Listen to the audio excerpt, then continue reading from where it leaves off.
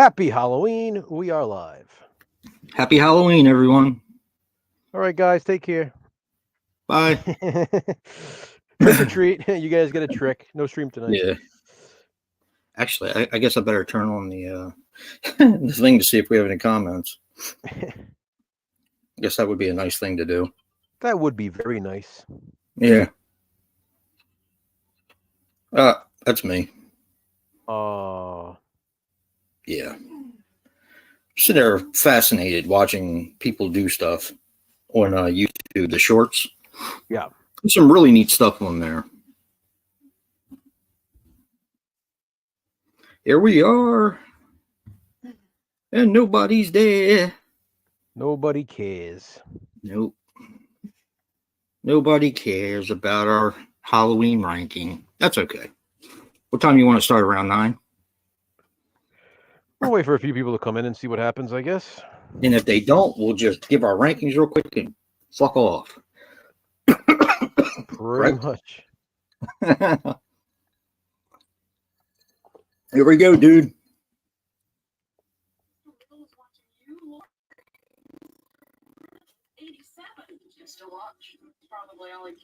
Definitely takes on new meaning.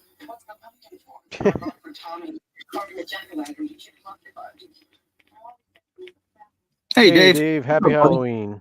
Happy Halloween. Got Halloween on in the background. Got my ranking.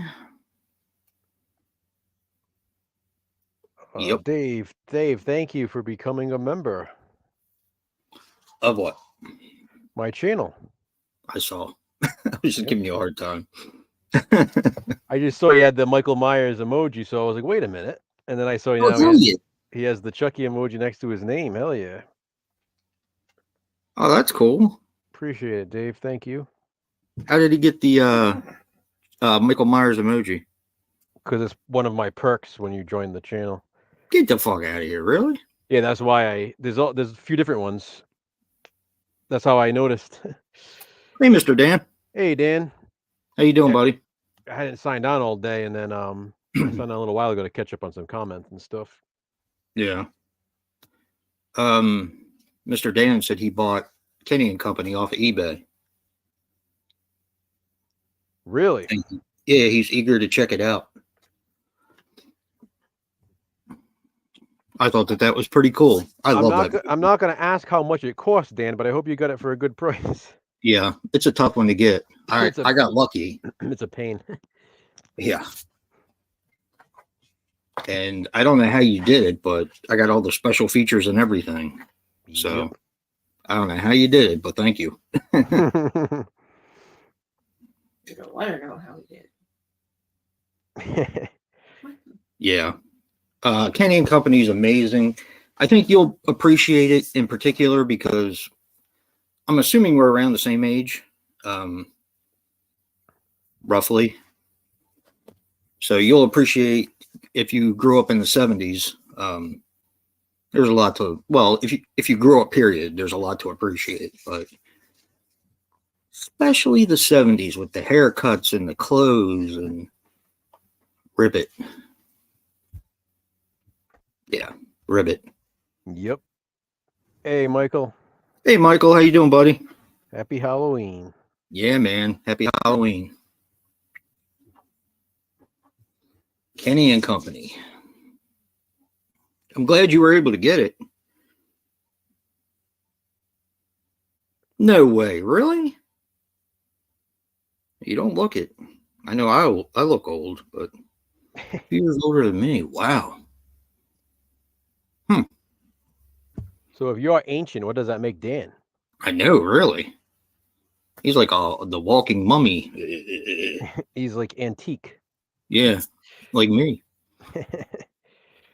Yeah, like I said, if you grew up in the 70s, there's a lot to love about Kenny and Company. There's a lot to love anyway, but I don't know. It feels like when I was a kid. I mean, if that's the thing, I feel like it's so timeless. Even though I didn't grow up in the 70s, I still feel like it's nostalgic for me. Right. Like that. I don't know how he captured the innocence in that movie. Like it's just I don't know. And I always think, like, when I'm watching, you know, the scene when they're going down the hill before they toss it over, like, I look at like the street on both sides, how it's basically just like land, and I Yeah. think to myself is that's probably all made up of like buildings and stuff now, Yeah. and it just makes me sad, you know. Yeah. Yeah, I feel you on that one. California. That's the only thing I didn't, couldn't go around. Well, I am wearing shorts and it's Halloween, but normally I couldn't go around wearing shorts on Halloween. It's cold. It's just today. It's a little chilly. It is chilly here today. Yeah.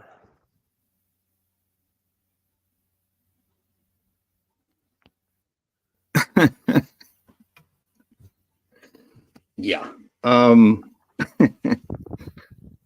Oh boy. Yeah. Halloween. Whole month we worked to get here, and now it's here, and That's it. I know it sucks, man. It really does. I get so down around 11 o'clock on Halloween night. Yeah, one of the saddest parts for me is like Fear Fest is like always on through October, so I know like if I'm just flipping through the channels, I can always throw on AMC Fear Fest in the background.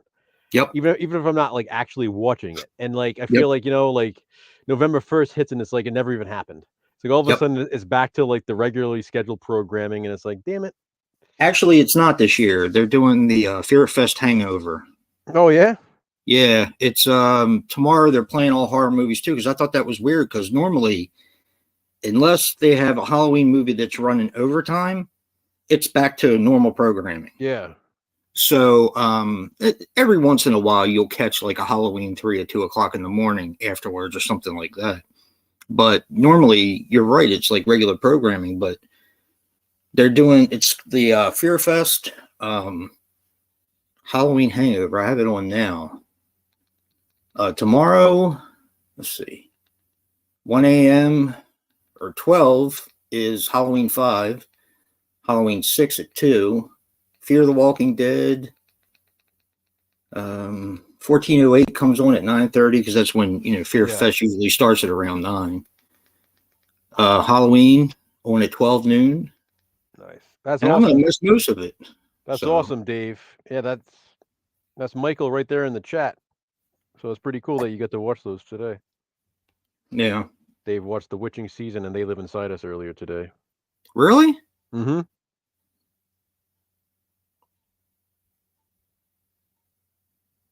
Yeah, it is so damn good. And we had Michael in the chat a little bit ago. I'm sure Joe just said that. Yep. I can't wait for Witching Season 2. And hell yeah. Yeah, the slasher movie that I watched the special featurette for the other day. Did you watch that? Mm-hmm. So cool. I cannot wait. He never left. He never left. Yes. I can't wait.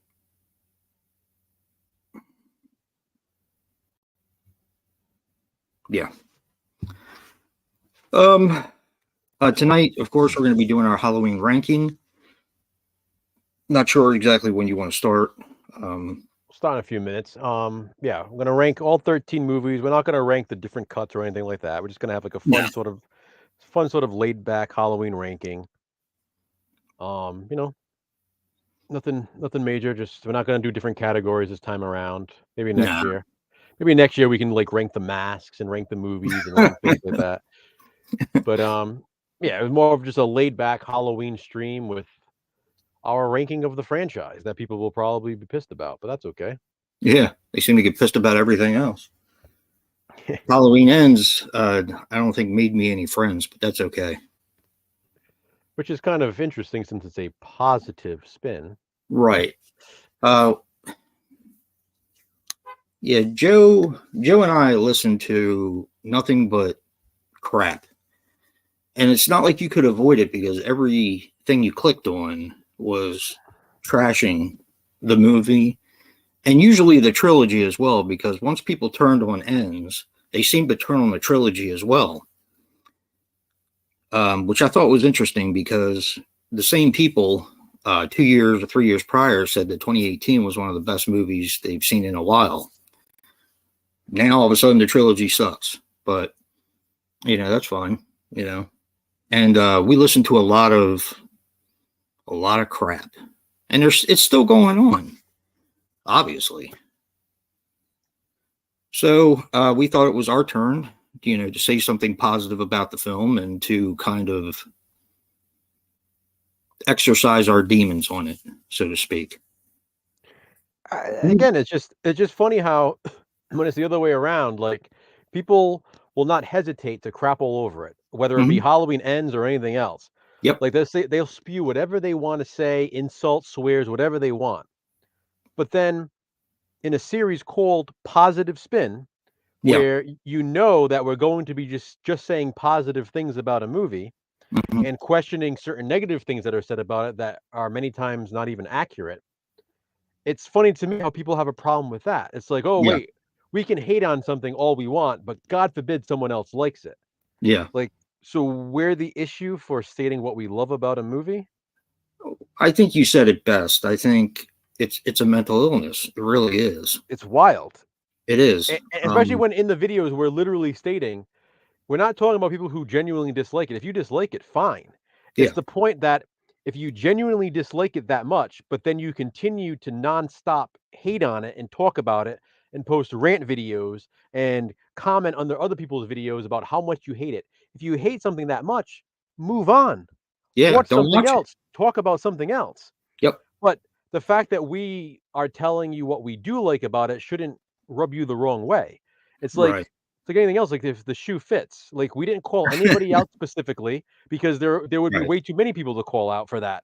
So the fact that some people actually got bugged by it just shows they're the type of person who does exactly that. Pretty much. Yeah, it was very disappointing, some of the comments I got, but that's okay. You take the good with the bad.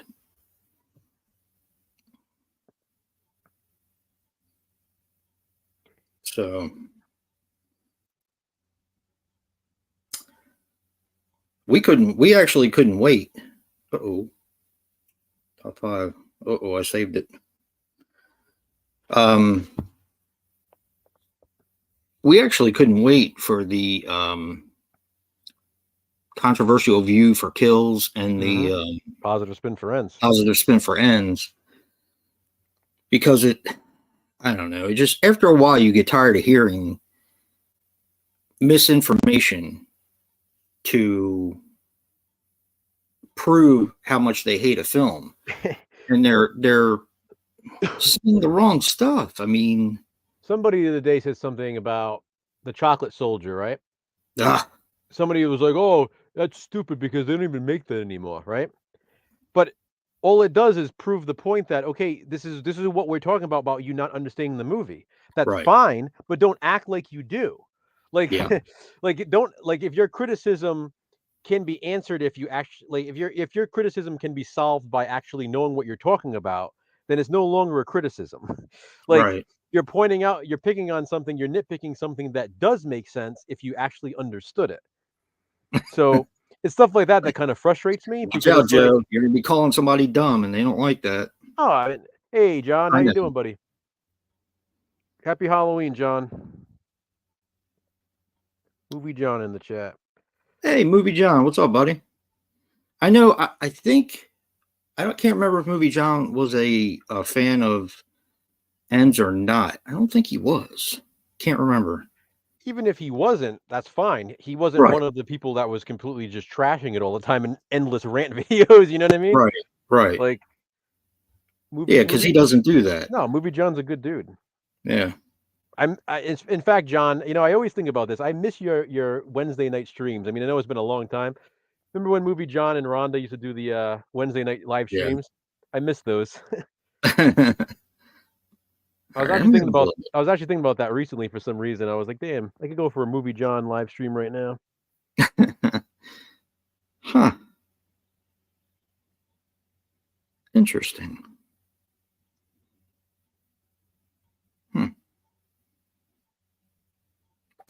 Guess I'm gonna have to figure out how to fix that problem now. They changed YouTube where you can't get into your channel from the page anymore. I mean, you can, but it's not the same. They completely Yeah, changed. I know. It's a pain in the ass.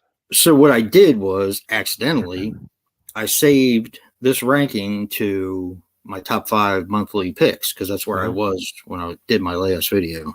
And now I got to figure out how to work this stupid thing. Oh, there we go. Yeah. Yeah. So movie John's favorite is of the new trilogy is Halloween Kills. I get it. I can see that. I love Kills. I mean, Kills is awesome too. Good movie.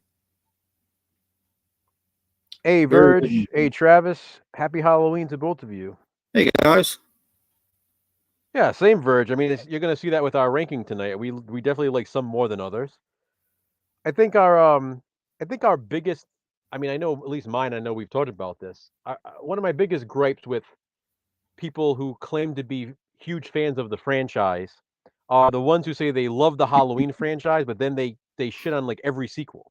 And it's like, okay, and that's fine if you don't like them, fine. But that means you're a fan of maybe John Carpenter's Halloween, but not necessarily a fan of the franchise. You know, there's a difference there. And there's a big difference, and apparently I couldn't get that across. Although I thought I did a pretty good job, since I repeated myself like 3 times. But yeah, I hear you, John. I get it. It is what it is. Nice. I like Kills too because I know a lot of people complain that there weren't enough actual kills in 2018, and so like, we'll give you 40 of them in the sequel. Yeah, we'll just come out swinging in the second one. Yeah. So that's all right. Hey, Travis, that's fine too. I mean, a little bit of a spoiler alert here. The original Halloween is not going to be my number 1 in my ranking tonight, so I get it. You know, did you see that, Jason? Travis said he's in the non-existent minority that doesn't love the original Halloween, but he loves the franchise as a whole. Yeah, and that's cool. I mean, I get it. I definitely do.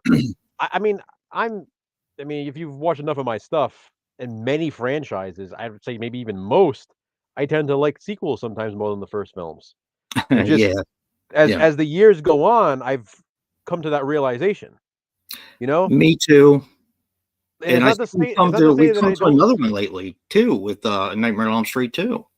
Yeah, and it's not to say that I don't necessarily think that the first film is like the objective best film in a lot of these franchises. Right. But if we're talking about my personal preference, I might be more likely to put in sequels than I am the original films in many franchises. Not all, but many. Yep. And that just proves it. When I sat down and I really thought about the Nightmare on Elm Street series as a whole, I watched part 2 more than I watched any of them. And sometimes all of them at one time. You know, I just, for some reason, it caught me at the right time and I taped it. I had it on tape or whatever. Don't sue me for that. But I used to watch it all the time. I guess I could identify with it because it was a final guy instead of a final girl. Well, that's why I always loved Phantasm. Exactly. That's why I always loved Evil Dead. Yeah. Yep. Exactly. Yeah, John. Halloween 3. I love Halloween 3. Me too. Same here. Halloween 3 is actually usually the movie I watch on Halloween. I actually had it on earlier today. Really? Yeah, for some reason that's like my Halloween night movie. It just has a great Halloween feel to it. I finished my my movies for body bags, so nice. Unfortunately, I didn't watch a whole lot of Halloween today, but trying to make up for it now. So yeah, we'll start ranking, I guess, at 9. That's fine. It's not going to take us too long. It's just 13 movies. It's not like we haven't done this in the past, but you know, my ranking has changed. I know that since the last time I've done one. So yes, so is mine. Mine has changed a lot. Yeah, because I did rank them I ranked them before 2018 because we never knew we were getting a trilogy. I ranked them after 2018, and I meant to do it after Kills, but I don't think I ever got around to it. So, you know, there's 2 newer movies to consider, and I've seen the franchise so many times. Even I watched Resurrection today. I probably watched all but maybe 10 minutes of it.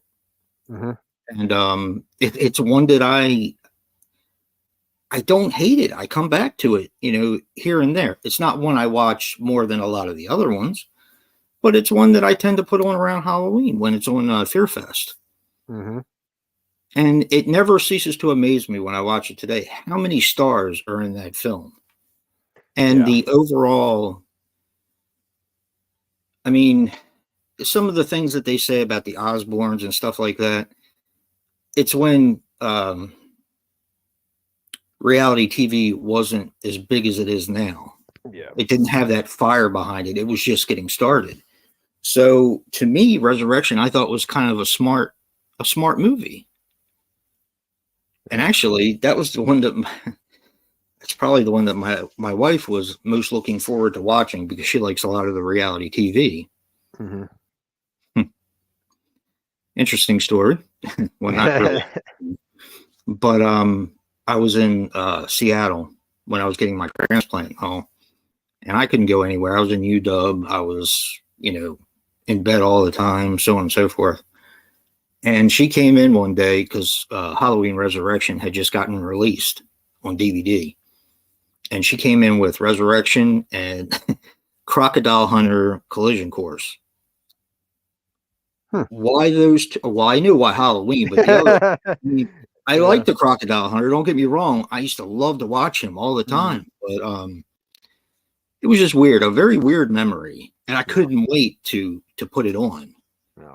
She brought in a computer so we could watch it because they didn't have like a DVD player or a Blu-ray player I don't even think they had a VHS in the room, but yeah. Definitely all of these movies bring back memories for me because I have seen all but the first, when they were originally in the movie theater, I saw all but 1, 2, and 3 in the theaters. Now, since then, I have seen one in the theaters because I saw it when it was playing at, movie theater in Westminster last year. So now, technically, I only need to see Halloween 2, and I would love to see Halloween 3 in the theaters. Dan. I think that would be so much fun. Thanks for joining us, Dan. See you, Dan. I don't know if I'm getting all the messages. Going back to the what we were talking about earlier, the positive stuff and people hating on things. Yeah. What earlier today I was actually thinking about it, and I wanted to bring it up in the stream. So Dawson's Creek was on, and obviously, I like watching Dawson's Creek, and me too. It was an episode that really got me thinking about it because there's a scene. So Joey's doing like this college tour, and she's at this is when she's still in high school, and she's asked in like the class that she's sitting in on what her favorite book is, and she says Little Women, and all of the college students basically start like ragging on the book. I remember that. Talking about how it's amateur and all this, and how Louis May Alcott just did it for the money and all this, and it makes her feel like complete shit. Yep. Later on in the episode, when she's talking to AJ, the college kid and stuff, he asks her why is her favorite book and stuff like that, and she tells him it's because her mom, who died when she was 12 years old, used to read it to her every night. Yep. And you can see in his face like almost like the remorse of like making fun of her for liking it. He feels like an asshole. This is the exact stuff I always talk about with people.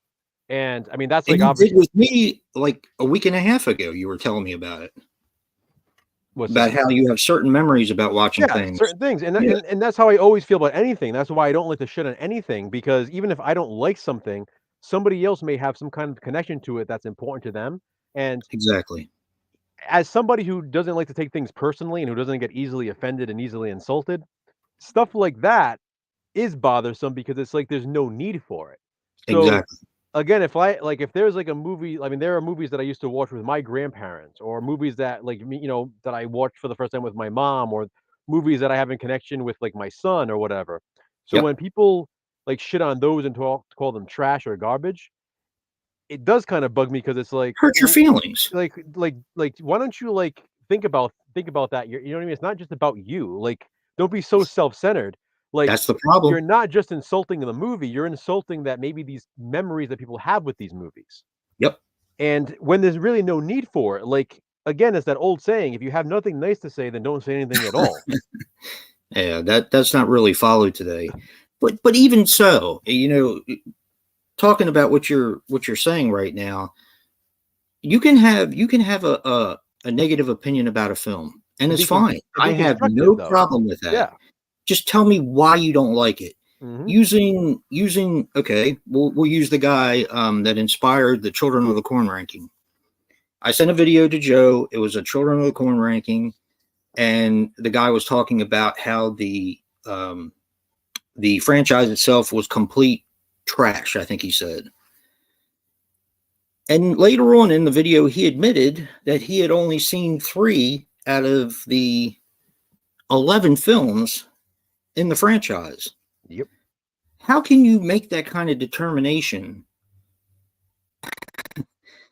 when you haven't seen the rest of the films? Exactly. And this is what I'm saying. If I don't like a movie, I'll tell you why I don't like it. I'll tell you that maybe one of the movies I watched today, Thal, the CGI was wonky. I liked the movie itself, but that was a con for me. But I also took into consideration that it was made in 2012 and they had budgetary constraints. Mm. So even though I didn't like the CGI in it, I also stated that it was of its time as well. So I think it's important that if you want to critique movies and you want to sound like you know what you're talking about, maybe explain to people what you don't like about a film instead of plagiarizing every Tom, Dick, and Harry on YouTube. Yeah, exactly, Travis. And and that's too much. Too much. And again, there's a difference between not liking something and giving like an honest review and just ranting and trashing something. Like, that's not a review when you just come on and just say, oh, this movie's hot garbage and this movie's a dumpster fire and this was stupid and this character shouldn't have existed and all this stuff. Is like, okay, so where's the constructive criticism in that? Like, you're literally just saying things that you hate, but like, why? Like, what would you have done differently? What were you expecting? Right. Is it because it's not what you wanted? Like, right. I mean, you can go into any movie and pick out things that you don't like. So it's just there is a difference. Like, there's reviewing and there's trashing. Yes. And a lot of times the trashing goes on for views and for, unfortunately, people like it, it's trendy now. I know. And I hate, and I mean hate when people when people just say, oh, well, I'm just being honest. So your only honest opinion is that this movie is a dumpster fire. That's what your brain tells you. You watched the movie and said, this movie's trash. Okay. Well, it's a shame that you have nothing else clever in that mind of yours to be able to give some kind of constructive criticism. Like, I can't see when people use that as an excuse, like they hide behind it. Well, I'm doing a review, so I'm just being honest. So you couldn't honestly give anything that you like about the movie either? Like, what is the point then? Who's paying you to give this trash rant? Like, it's not your job. You didn't have to come on and waste your time to say all this stuff. You're doing it for views, and we all know it. Like, it's very frustrating. Pretentious is what it is. Yeah, and it's just funny because like these people think they're like so cool for doing it because they're getting the views. Like, trust me, like it really does come across as pathetic. Yeah, like people are watching it to see how absurd you can actually be. Yeah, and who can throw the biggest temper tantrum? Yep. It's very sad. We're going to be doing the Pale Door for Positive Spin by the request of Hobbs Horror. Nah, that movie's trash. So Joe's never seen it. I've seen it. I liked it. I know Hobbs liked it a lot. And it was inspired, of course, by a person on the internet who shall remain nameless. Remain nameless, yeah. A little tired. So when I listened to this guy rant and rave about this movie, and I mean, it was just, like you said, Joe, it came off as pathetic. Mm-hmm. So I was like, all right, well, that's a definite positive spin for us. Because I have heard a lot of bad things about the movie. I've also heard a lot of people that liked it. So unfortunately, it has a pretty low score.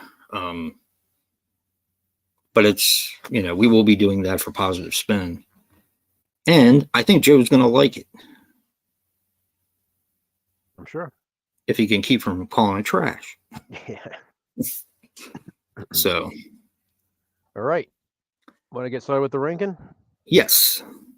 So, guys, just a reminder again, we're going to rank all 13 Halloween movies from our least favorite to our favorite.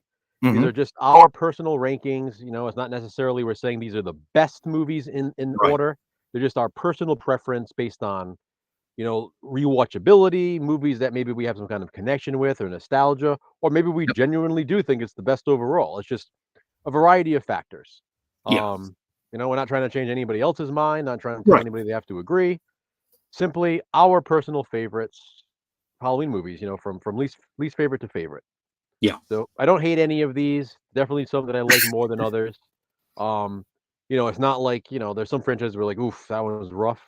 Not really Yeah. in this case, you know. I mean, my last place, I can take it or leave it, but it's still one that I do watch. So Pretty sure we have the same last place. yes. Pretty sure. So, Halloween Resurrection? Halloween Resurrection is number 13. Yep. And like I said, I just told a story about how my wife came in with it when I was in the hospital. I also saw it in the theaters by myself, and I was one of maybe 3 people in there. I don't hate it. I think that the movie definitely has problems. There's some of the characters in the movie that I don't particularly care for. Yeah. You know, it's a movie that I watch it anyway. I don't know. I watch it anyway. There's certain things about it that I do enjoy, like when Michael and Laurie in the beginning, that guy with the clown mask. I love him. I think he's so funny. I don't know if he's meant to be funny, but he makes me laugh when he starts quoting the killers, John Wayne Gacy, born blah blah blah blah blah. Yeah. For some reason, I like him. I like the idea of the whole reality television thing, because reality television was really in its early stages and it was starting to really hit big. So I thought it was a smart movie, like I said before. And yeah, I do like it. It's just my least favorite. It definitely has things that I like about it. I love like Deckard at the Halloween party. Yes. Yep. It has some good Halloween scenes. My issue with it has always been this. It feels like it tries too hard to be hip for the time. Like the casting of Busta Rhymes, the casting of Tyra Banks, the casting of these younger actors at the time that just seemed like they were trying to capitalize on this sort of fame. Like it's like LL Cool J was great in H2O, so like we got to get Busta Rhymes in this one. But LL Cool J is actually a good actor. Like you know what I mean? Like he's a really likable. You know, Busta Rhymes is okay in it, but it was like to make him like the focal point, to make him like the hero of the film. It seemed like they overdid it with his character. Yeah, I think so too. Another one of my problems is, which is something that I question. You know, it's funny how people complain about Halloween Ends, about the fight with Laurie and Michael at the end, right? But they'll say, "Oh, Resurrection's better than Halloween Ends." But Resurrection has this fight with them at the beginning, and it's very shoehorned in there because obviously Jamie Lee didn't want to do the entire film. Right. So it's like it's clearly just an excuse to get rid of her character and start something new. Yeah. That to me is sort of a problem with the film, because I almost feel like it would have worked better to have that scene at the end, to have Michael working towards something, because what you have is like almost like the franchise in a way concluding with Jamie's death, Laurie's at the beginning. Yep. And then now you have Michael going home, and it's like, well, do we really care about these people? Because I don't. I don't. Like, I like the reality show concept, but I almost feel like it would have been better as like a standalone slasher film. Like the fact that it's a Michael Myers as like the killer, and it's like, I think it would have worked better to have Michael get to Laurie at the end of the film. Almost like the buildup, like what are we waiting for? Because once Laurie's gone, I feel like we're left like, do we really care about these people now? We just get to witness Michael and Laurie. Yeah. That's sort of my problem with it. And I feel like that's still my issue with it, even knowing how it goes. It's just weird. Like it feels almost off balance that way. That makes sense. You have like almost like this like finale that takes place in the first 15 minutes. And then the rest of the film is just sort of there. Another thing that bothers me about it that I wanted to talk about, when I was watching it today, I noticed it, and for some reason it bothers me. And that's them trying to fabricate a story about Michael Myers in there, like with the high chair with the chains on it. Yep. I don't know why it bothers me so much, but it feels like you're a Halloween fan, right? And you've watched all the movies, and all of a sudden you're not let in on something that maybe could have happened or didn't happen. So I'm left with the thought that they just manufactured this for the television show. Yeah. I don't know. I for some reason it just bothers me. It's like, why didn't we ever hear about anything about this before? You know what I mean? And that's true. That's true too, Ben. Like you said, worst part is it ruins the great ending of H2O. H2O ended Yes. on such a high note, and then for Resurrection to come back, it's like now Womp womp. I'm not sure if anybody knows, but like H2O in the original, one of the original scripts for Halloween H2O, it was never meant to be Michael Myers. It was going to be a copycat. It was going to be Charlie as the killer originally in H2O. Really? And then they felt it's going to be too much like a Scream, because Scream Right. was popular at the time. So they decided, we'll just make it Michael because people probably get pissed off, kind of like they did in Right. Ends with it being Corey. So, Yeah. but it does make me wonder because in Halloween 2, clearly Michael's burning. He's dead. Like there's not, like I'm sorry, he's just dead. Like 4 kind of it works because he was in a coma and all this, but like in H2O, he just kind of comes back like unscathed.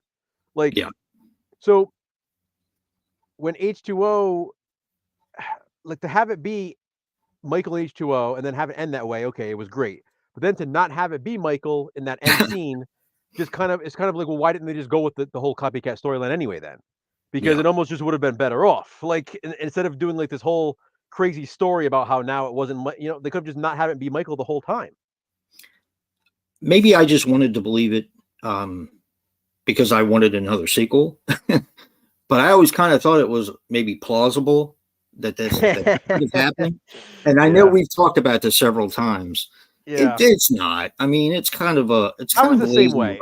Listen, I loved H2O, so it was like, hell yeah, of course I'm always going to want more sequels. Right, and right. I much rather have a really bad sequel than have no sequel at all. It's just the way that I am. And There you go. I know other people feel differently. People are like, oh, they ruined it. It should have ended on a high note. Well, why? Because maybe we'll get another good sequel eventually. Who cares? So I'll just keep taking them. I don't really care about that. But me neither. The problem is, again, at the time I was like, it's at least we get them back. When it was called Halloween Resurrection, I was thinking, are they literally going to use some kind of supernatural thing to bring him back? Like, how are they going to bring him back in this one? Thorn. So with the way they did it, I was like, okay, this is kind of cool when I watched it back then. But watching it back to back with H2O, and it's like, it doesn't make any sense. Just take the fucking mask off. Right. Like, the guy couldn't talk, so that's why he couldn't tell Laurie who. Just rip the mask off.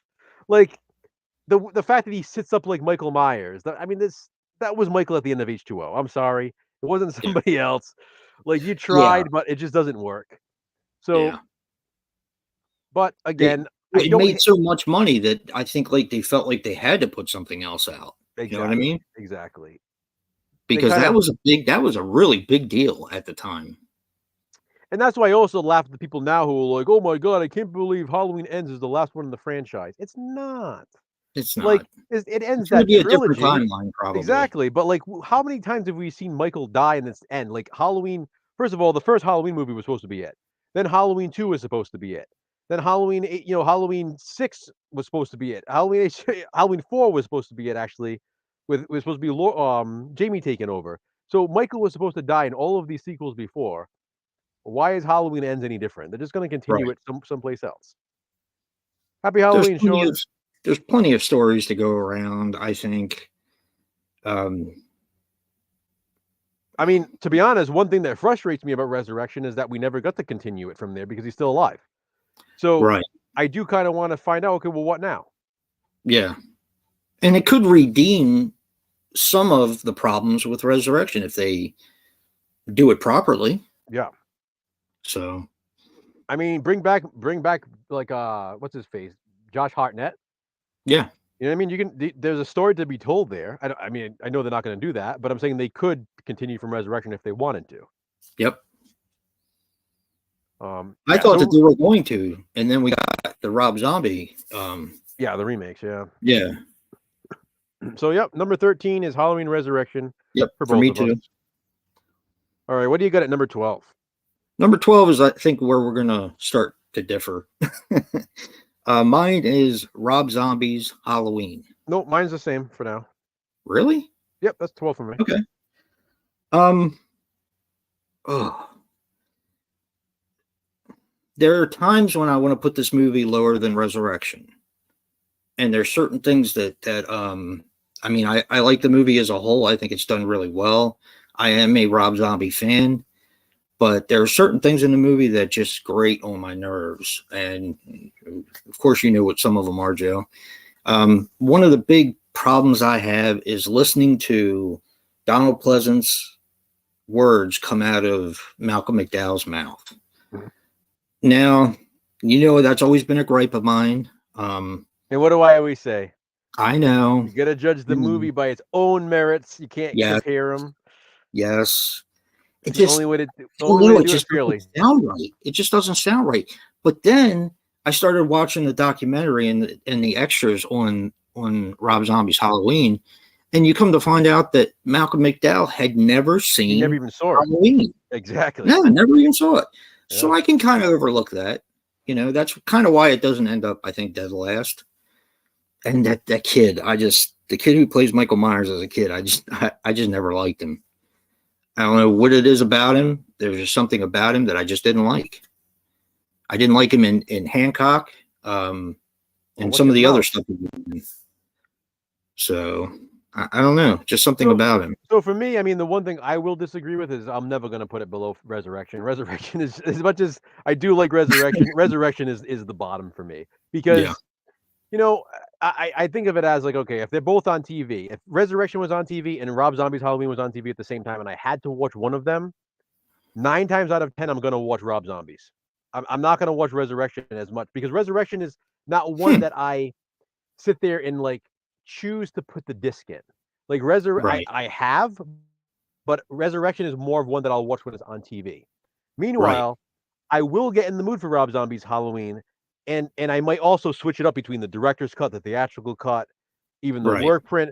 So I have more of a reason to watch that one than I do Resurrection. That makes sense. That's why I do put that one above Resurrection. Now, as we've talked about before, when I saw it in theaters, I loved it. I thought it was an awesome remake. And I was like, this is great because I like that he did something different. I love that it wasn't a shot for shot. I love that basically the second half is a remake, but the first half is something brand new. I liked it. I absolutely loved it. I saw it a few times in theaters, in fact. Really? Yep. But over the years, this is one that just sort of kind of gets a little bit low in my ranking. Not necessarily that I mean, it's a combination of me liking others more and also liking this one slightly less as it goes on. But there are things in it that I do love. Like, I mean, I do love the remake segment of it. It's just cool seeing it like a modernized version of one of my favorite horror films of all time. Tyler Mane's also really good as Michael Myers. Oh, Tyler Mane's awesome. Yeah, he's fantastic. You know, and you know, I like Rob Zombie's style. I do. He has his own thing, and I like it.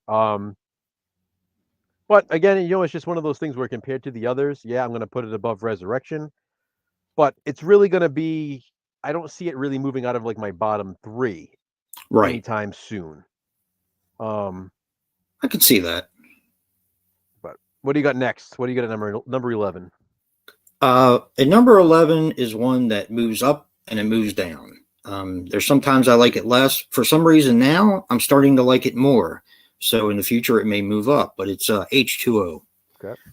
H2O was one I loved in the theaters. Man, I loved it so much. I had a great time with it. Went to see it with my wife, as a matter of fact, and didn't watch this one alone. And had great memories of it. Went out and bought the VHS first day it came out. Watched it a ton. I watched it a ton. But it started to lose a little bit for me. It seemed like when they started talking about the trilogy that we ended up getting, that's when it started moving down for me, and I don't know why. There are things that I love about the film, and there are things that I think are maybe a little too shiny, maybe a little too well done. I don't like the mask that much. That mask sucks. Yeah, the mask is pretty bad. I like the characters in it. And then you have Michael Yeah. doing the stanky leg, which I don't understand how that got past anyone. I still don't get it. Well, I'll talk about it a little bit more when I get to H2O. Yeah. But I mean, I do like the film, and Yeah. it's been on an upward trend for me. Mhm. It's one that I won't turn off. So Yeah. it's starting to move up again. But Okay. what do you got for number 11, Joe? So number 11, I actually have The Curse of Michael Myers. And you know, We're very close. here's the thing. I had something else here originally in this spot. And after watching both of the movies, this one and what comes next in my ranking, after watching both of them recently, you know, the The Curse of Michael Myers. Now, my son loves the movie. It's like his favorite Halloween sequel, but even he admits it's so sloppy. Like he knows It's it's a a mess. mess. It's a It's a mess. I complete love mess. it too, but it's a mess. But I'm trying to say this. I'm trying to find a way to say this without sounding hypocritical. Yeah. I love that people love the movie. I do. I'll always love when people love horror movies. But I think for me, the Curse of Michael Myers has started to become now one of the most overrated horror sequels for me, because there are people who just love this movie, and it almost gets frustrating that they can. And again, don't get me wrong, I'm glad that they love it. I'd much rather have somebody love something, Yep. but they will tear apart a movie or a sequel that they have no connection or no nostalgia with. Yep. They will tear apart every little thing.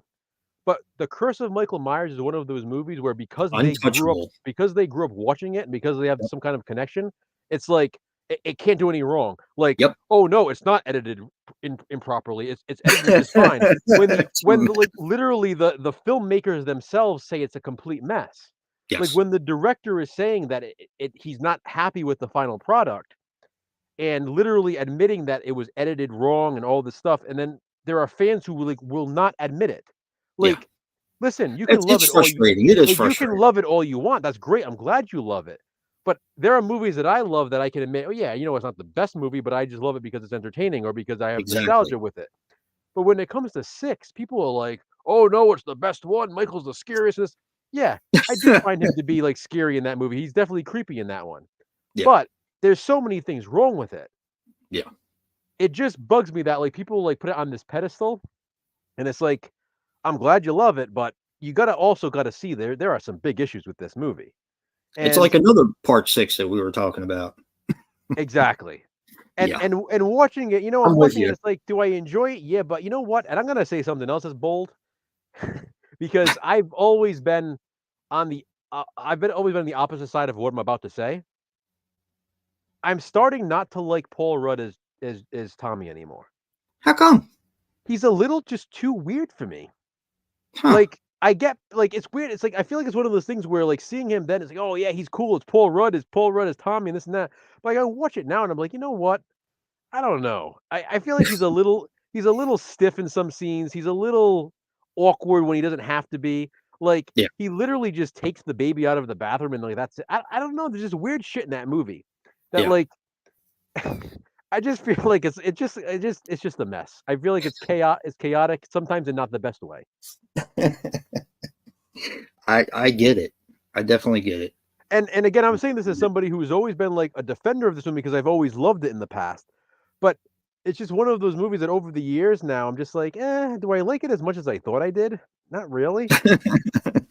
I mean, I prefer the producer's cut because it makes more sense.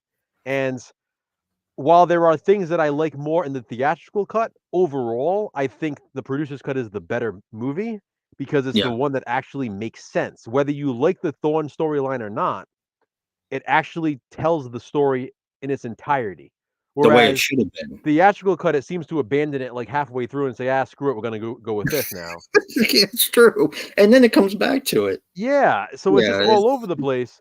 It So has an odd tone. It does. for that reason, that's why I'm putting it lower than I would normally have it. Again, I do still really like it, but it's starting to become one of the most overrated in this franchise for me.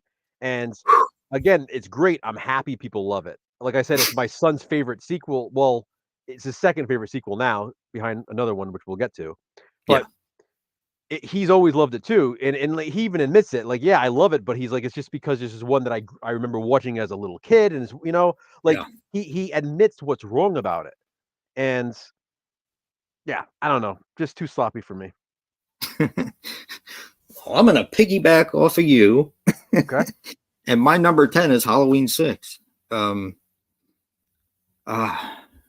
so much nostalgia with this, and nostalgia, unfortunately, tends to cloud your judgment a little bit. Now, I'm not quite where you are with the producer's cut being my favorite, but I'm telling you something. When I have watched the producer's cut the last few times, I've liked it more and more and more. And I've even told you that because we watched it together. Well, let me clarify again. Listen, obviously I grew up watching 6, like the Right, theatrical cut. I saw right. it in theaters. I have nostalgia for the theatrical cut, but Me too. I was trying to do this ranking and trying, not always, but trying to put nostalgia aside as much as possible.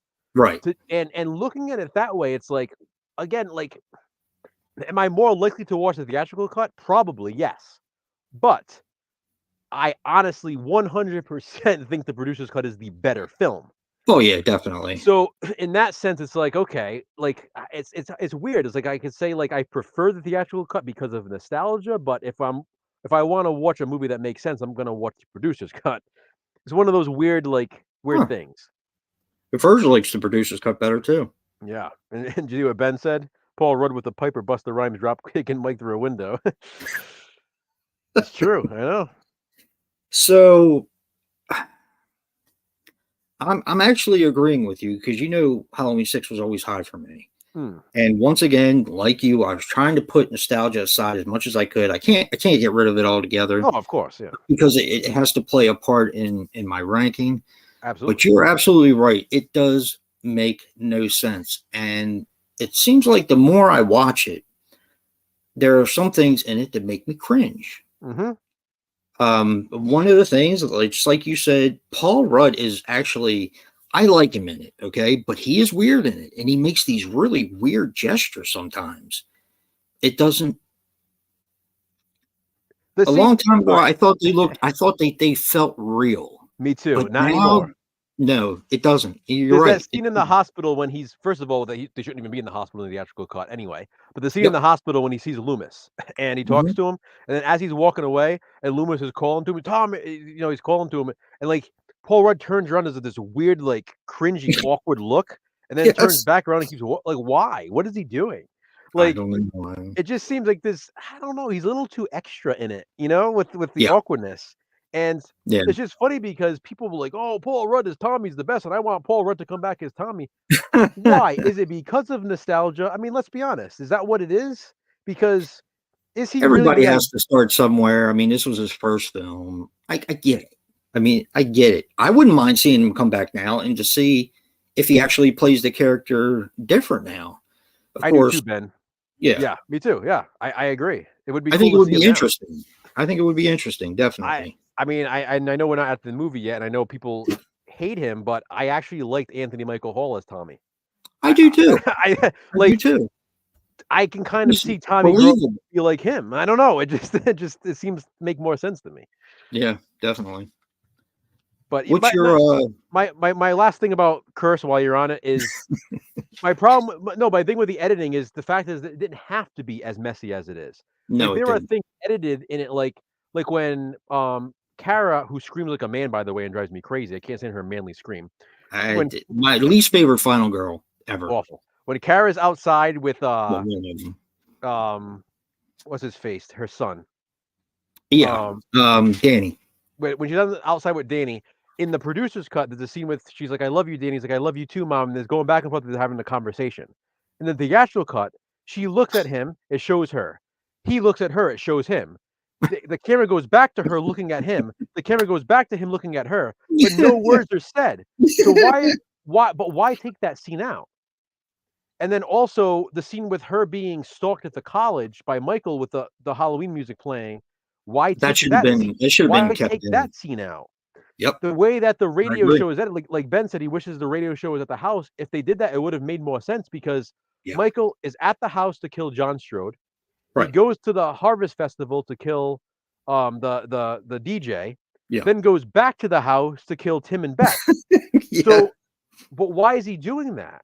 Yeah. It It doesn't doesn't make a make whole lot sense. of Why is sense. he going all the way there to kill the DJ, to put him in the tree, to go back to that? Like, what the hell is the point of doing that? Yeah. It's messy. It's very messy. Very, So very messy. it was just like it's one thing to edit something like wrong and be like, oops, but like this was like unnecessary, There Yeah. were things in it that they didn't have to edit out that they did. So Yeah. again, for all those reasons, again, I still find it really entertaining. I still think I love Michael's mask, and that's one of my favorite masks in the Yeah. franchise. Mine too. Mine too. But for that reason, that's why I had Curse where I had it. Yeah. Me too. And like I said, this would have been a lot higher. You remember, I had this one probably at maybe 4 before, maybe 3. Yeah, you had it pretty high. Yeah.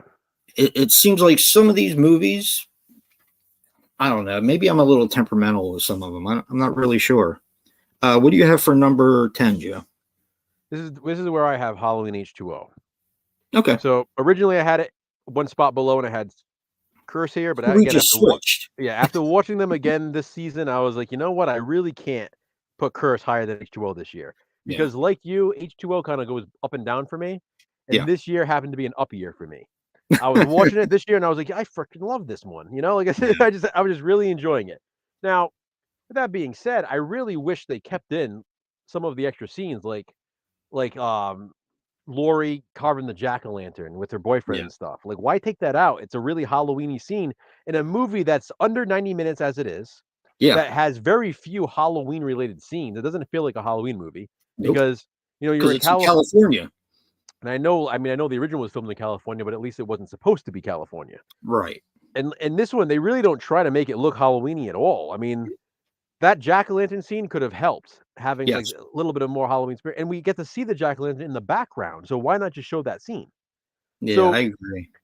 You know, there are just things in it that I wish they left in. Well, just like you with Curse of Michael Myers. Why did they take out? I mean, that's under 90 minutes too. Why did they take out the stalking on the college? It doesn't make sense. Doesn't make sense. Yeah. But H2O is a movie. When I remember renting it, I rented it from Blockbuster time, watched it, rewound it, watched it again, literally back to back. I loved it, you know, because it is short, it's fast paced, it's entertaining. It was like great. I was like, oh, this is cool. Laurie's back, all that, you know, all the hype back then. When now it's like, how many freaking times are you gonna bring her back? But back then it was a cool thing. Now the mask is rough. I really wish they kept the Halloween 6 mask, which they have in the opening scene. Yeah. I know they didn't want it to look like it would take place after 6 because it wasn't meant to, even though some people claim that it does. It does not. Yeah, it doesn't have anything to do with 6 or 4 or 5 or You know, it's literally it discards all of those. Exactly. Just like this new timeline ignores things. This one does too. You cannot make sense of it. It's how it's meant to be. In its final version, yes, originally it was supposed to tie in this version it does not. Yeah. You know, so but I do wish they kept the mask. Who cares if it was the same mask as 6? I liked it. And then they had the K and B mask, and then they literally reshot everything with Chris Duran to have the new mask. So then they have the CGI mask, which is absolutely ridiculous. Yes. Awful looking. So that as you were talking about the stanky leg thing, you know, I try to be a little bit forgiving of Chris Duran because he's like the only one who literally had to film everything twice. Like, ooh. Like you gotta imagine. I know I'm gonna look at that in a second. You gotta imagine, you know, Chris Duran filmed the entire movie as Michael Myers. Yeah. And then they were like, yeah, we're not gonna use this mask anymore. So then he had to film everything again. Now, obviously, there are still scenes they didn't reshoot because you can see the K&B mask in quick scenes here and there. But I got a feel for him there because I think by the point, that's why you said, how did that still make it in the movie? I think at that point they were probably like, we need to get this done. Yeah. Because I mean, they had the poor guy filmed everything twice, so you know that's why I look mad all the time. I do love when he stabs the drawer and he like shakes it out, the knife. There's some cool scenes with him in it. I do feel bad for him. He tried his best.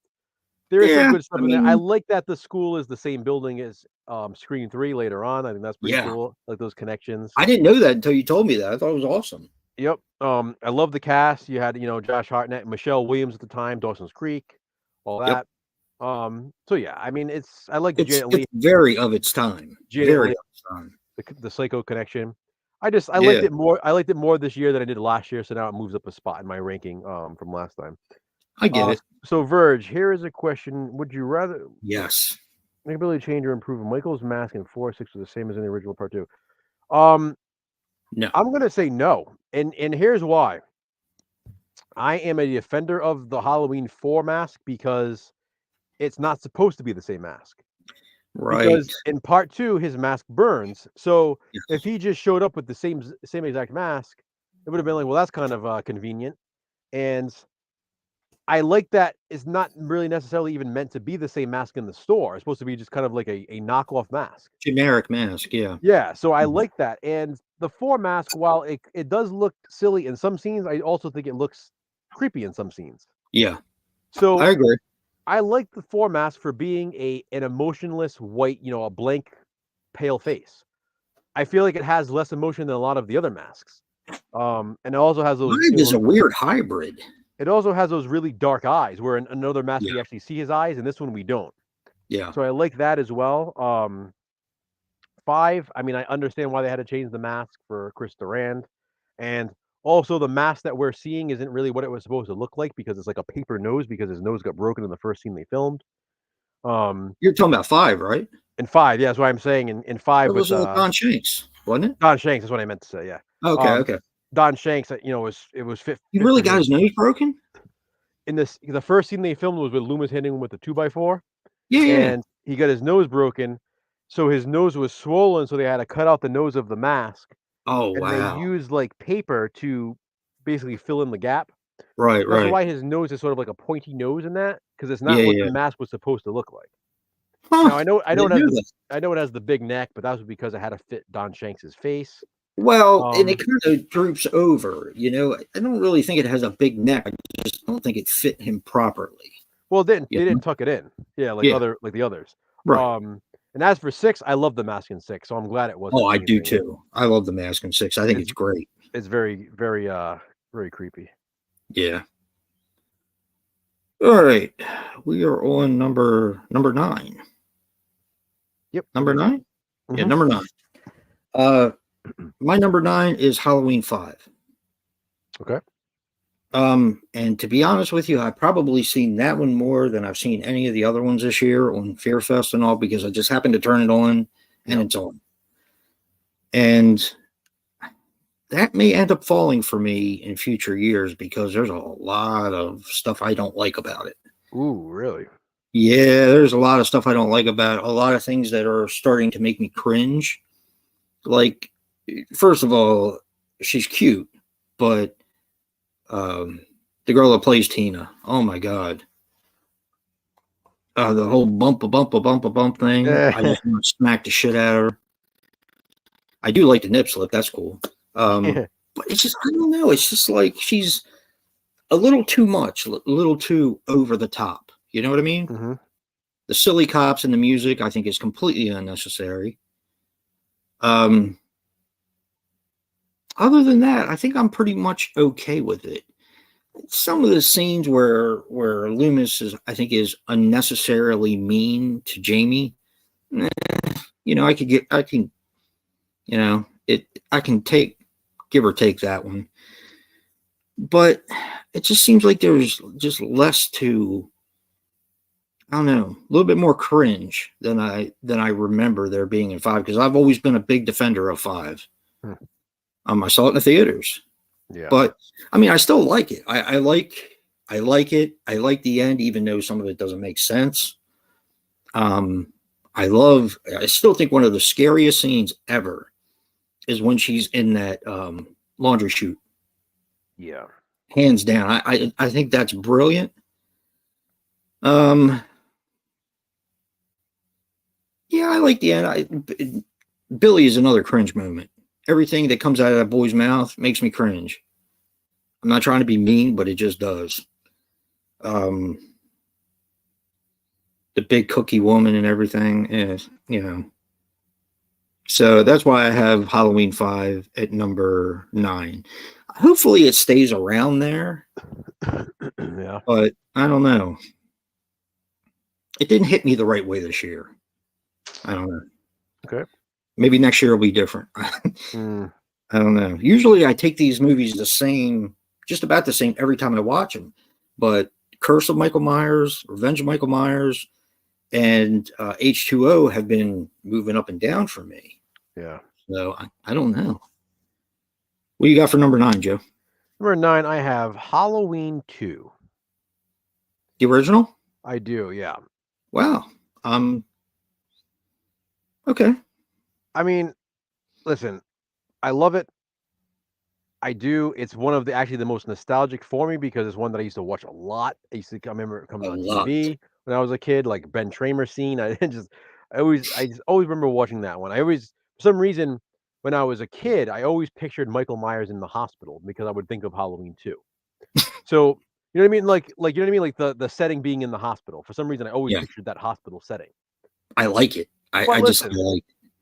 It has pacing issues, and I've said it before. I know you and I have talked about this, and as much as I love it, and again, this is another one that I remember a few years back I did an overrated horror movies list, and this was on the list.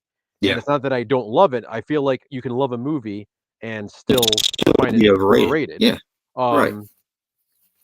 But I feel like it's another one that people love so much that they refuse to admit that it has pacing issues.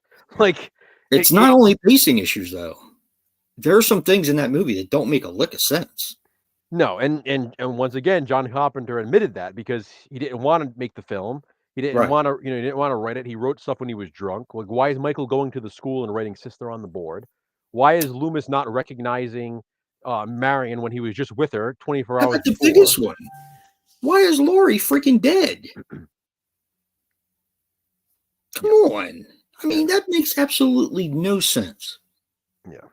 Did she have a reaction to the medicine? No, that's not what happens when you have a reaction to a medicine. Believe me, I've had reactions. That's not what happens. It's just weird. And then the next thing you see her, she's walking down the hall. Yeah. What the hell? So again, as much as I love it, it's like I got to look at which ones am I most likely to put on. I mean, there are things that I love about it. Like I love the opening of 2. I love when he goes to the Elrod's house. I love when he kills Alice. I love that shot of his mask when he's stabbing Alice in the throat. Yes. You know, there's some great things in Halloween 2, but again, the pacing issues is that's what brings it down for me a bit. You know, there are times in the hospital when what's his face, the security guard in the hospital, Mr. Garrett, when he is like, just get it on with it already. Like, Jesus Christ, we got to follow this guy in the freaking toilet too. Like, are we going to watch the guy take a shit and wipe his ass? Like, you know what I mean? It just goes on way too long. And then, you know, Laurie, you know, with the foot next to the phone crawling on the floor. It's like, Christ, stuff just drags in that one. 5 minutes ago, she was dead. Yeah, exactly. So, I mean, and then, you know, this isn't meant to be like a negative, because I do love the film and I'm glad people love it, but I do feel like this is another one people get blinded by their nostalgia. So it's like they look at it through like these nostalgic glasses, and well, it's not that we're being negative. It's just we're saying the reasons why it's not higher. Exactly. Because we love all these movies. Yeah. And these are the little teeny things that we pick out that are criteria for them to be as low as they are. So, 100%. I mean, we're not being negative, I don't think. No, I'm just saying exactly like you said. That's exactly why I have it where I have it. Because I know a lot of other people would have this one much higher. I mean, there are people who like this one more than the original, and that's fine. But for me personally, that's why I just can't rank it any higher than this. Yeah. It dropped some for me too. It used to be my second overall. Yeah. But it did drop some for me. But but we're not there yet. What do you got next? For number 8, I have Halloween 2018.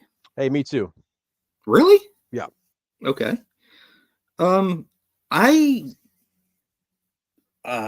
love this movie. I think it's great, and I still really like it. I still enjoy watching it.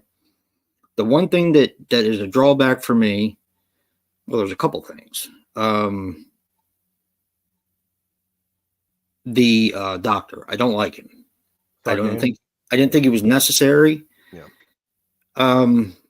The second thing is going there with all the crazy people to get a story and the kind of, mean, Laurie wasn't the one who tormented him. Sartain you can blame on the toxic fandom, because Sartain was created because the test audiences didn't like what they did Yeah. originally.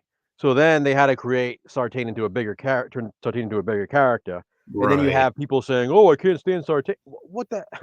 I mean, Yeah. Right. this is what happens when you complain, you know. I talked to Rob about this one quite a bit. Rob from Body Bags, and I'm with him with what he says about them ditching the fact that Laurie runs frees Michael. Yeah. I think that should have been in the film. And I think there's a lot of things that don't make sense because it didn't happen. The rest of the movie was built around her being the one to let him escape. So even in Halloween Ends, yep, you teased, you taunted that man, and he came, you know, and that's easily to explain away as people just being assholes. But technically, that's what was supposed to happen. Yep.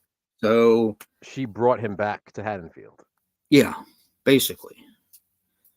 And I think it would have made more sense. I think it would have meant more in the way of her getting closure. You know what I mean? And test audiences didn't like it, so they did away with it. Yeah. I feel like test audiences have way too much power. It's also the test audiences that really destroyed Halloween 6.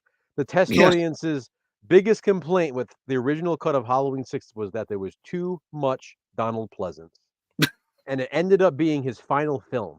So I hope every single one of them feel like shit, because his role got majorly cut in Halloween 6 because the test audiences thought he was too boring. Like, it's just ridiculous to me. But again, you know, here we go with 2018, and you know, 2018 obviously saw it in theaters, loved it. This is another one that kind of drops down for me a little bit each time. Yeah, me too. I think at the time it was just like the hype of like getting like a new Halloween movie, and again with Laurie returning, and there was like something new, you know, changing the whole dynamic of them not being siblings, which I've always preferred, and I've always said that, you know. So I'm not someone jumping on the bandwagon saying it now because of the new trilogy. I always said in the past, I love that in the first movie that they're not siblings, because it makes it scarier, because Michael can be after anybody. Like, in the real world, it's like, okay, well, if I'm not related to Michael, then I'm probably safe as long as I stay out of his way. Whereas, why go after her if she didn't run him off the road and free him? You know, that's like one of the problems of the film. But yeah, I get what you're saying. It just made the entire movie make a little less sense. Yeah. And again, the stuff I love, I mean, I love the sequence of Michael returning to Haddonfield when he gets his knife, he gets the hammer, then he gets the knife. I love all of that sequence. That's amazing. You know, even the babysitter with Julian, like that scene, the girl from Fall. So much fun. All of that's really cool. There's some really great stuff in it, and I still really do like it, and that's why I have it as high as I have it right here. Right. But I do feel like it lost some of its luster. Not because of kills or ends, obviously, since I obviously have them above this one. But just from like when I first saw it to now, I just don't like it as much as I did when I first saw it. Yeah. And I do think that as the movie, well, you and I have talked about this, as the trilogy went on, the movies got better. I agree. So, you know, it's not like we turned on the trilogy. Yeah, and matter of fact, it's the exact opposite. That'll be reflected in our ranking as we keep. Yeah, definitely. Yeah, 2018 is a good movie. Like I said, the score is fantastic, and best horror movie of the last 20 years. What are you talking about? Yeah. The score is great. The mask is great. Michael James Jude Courtney, amazing. He's I mean, it's just there's so much to like in this movie. There's so much to like in all of them, to be honest. But you know, this one I was really happy. Like you said, I think it was the new shiny ball, and we were really happy to get another entry especially after the debacle with Friday the 13th. And plus, it's a direct sequel to one, so it's kind of cool seeing like an actual direct sequel again. Now, unlike you, I was not happy with them not being brother and sister, because that's what has been ingrained in me. That's why in my positive spin, I said I had to wrap my head around it. And everyone else had to wrap their head around the fact that he's not immortal anymore. He's a normal guy, you know, in the trilogy. So, you know, if I had to, then they have to. The same rules apply. Anyway.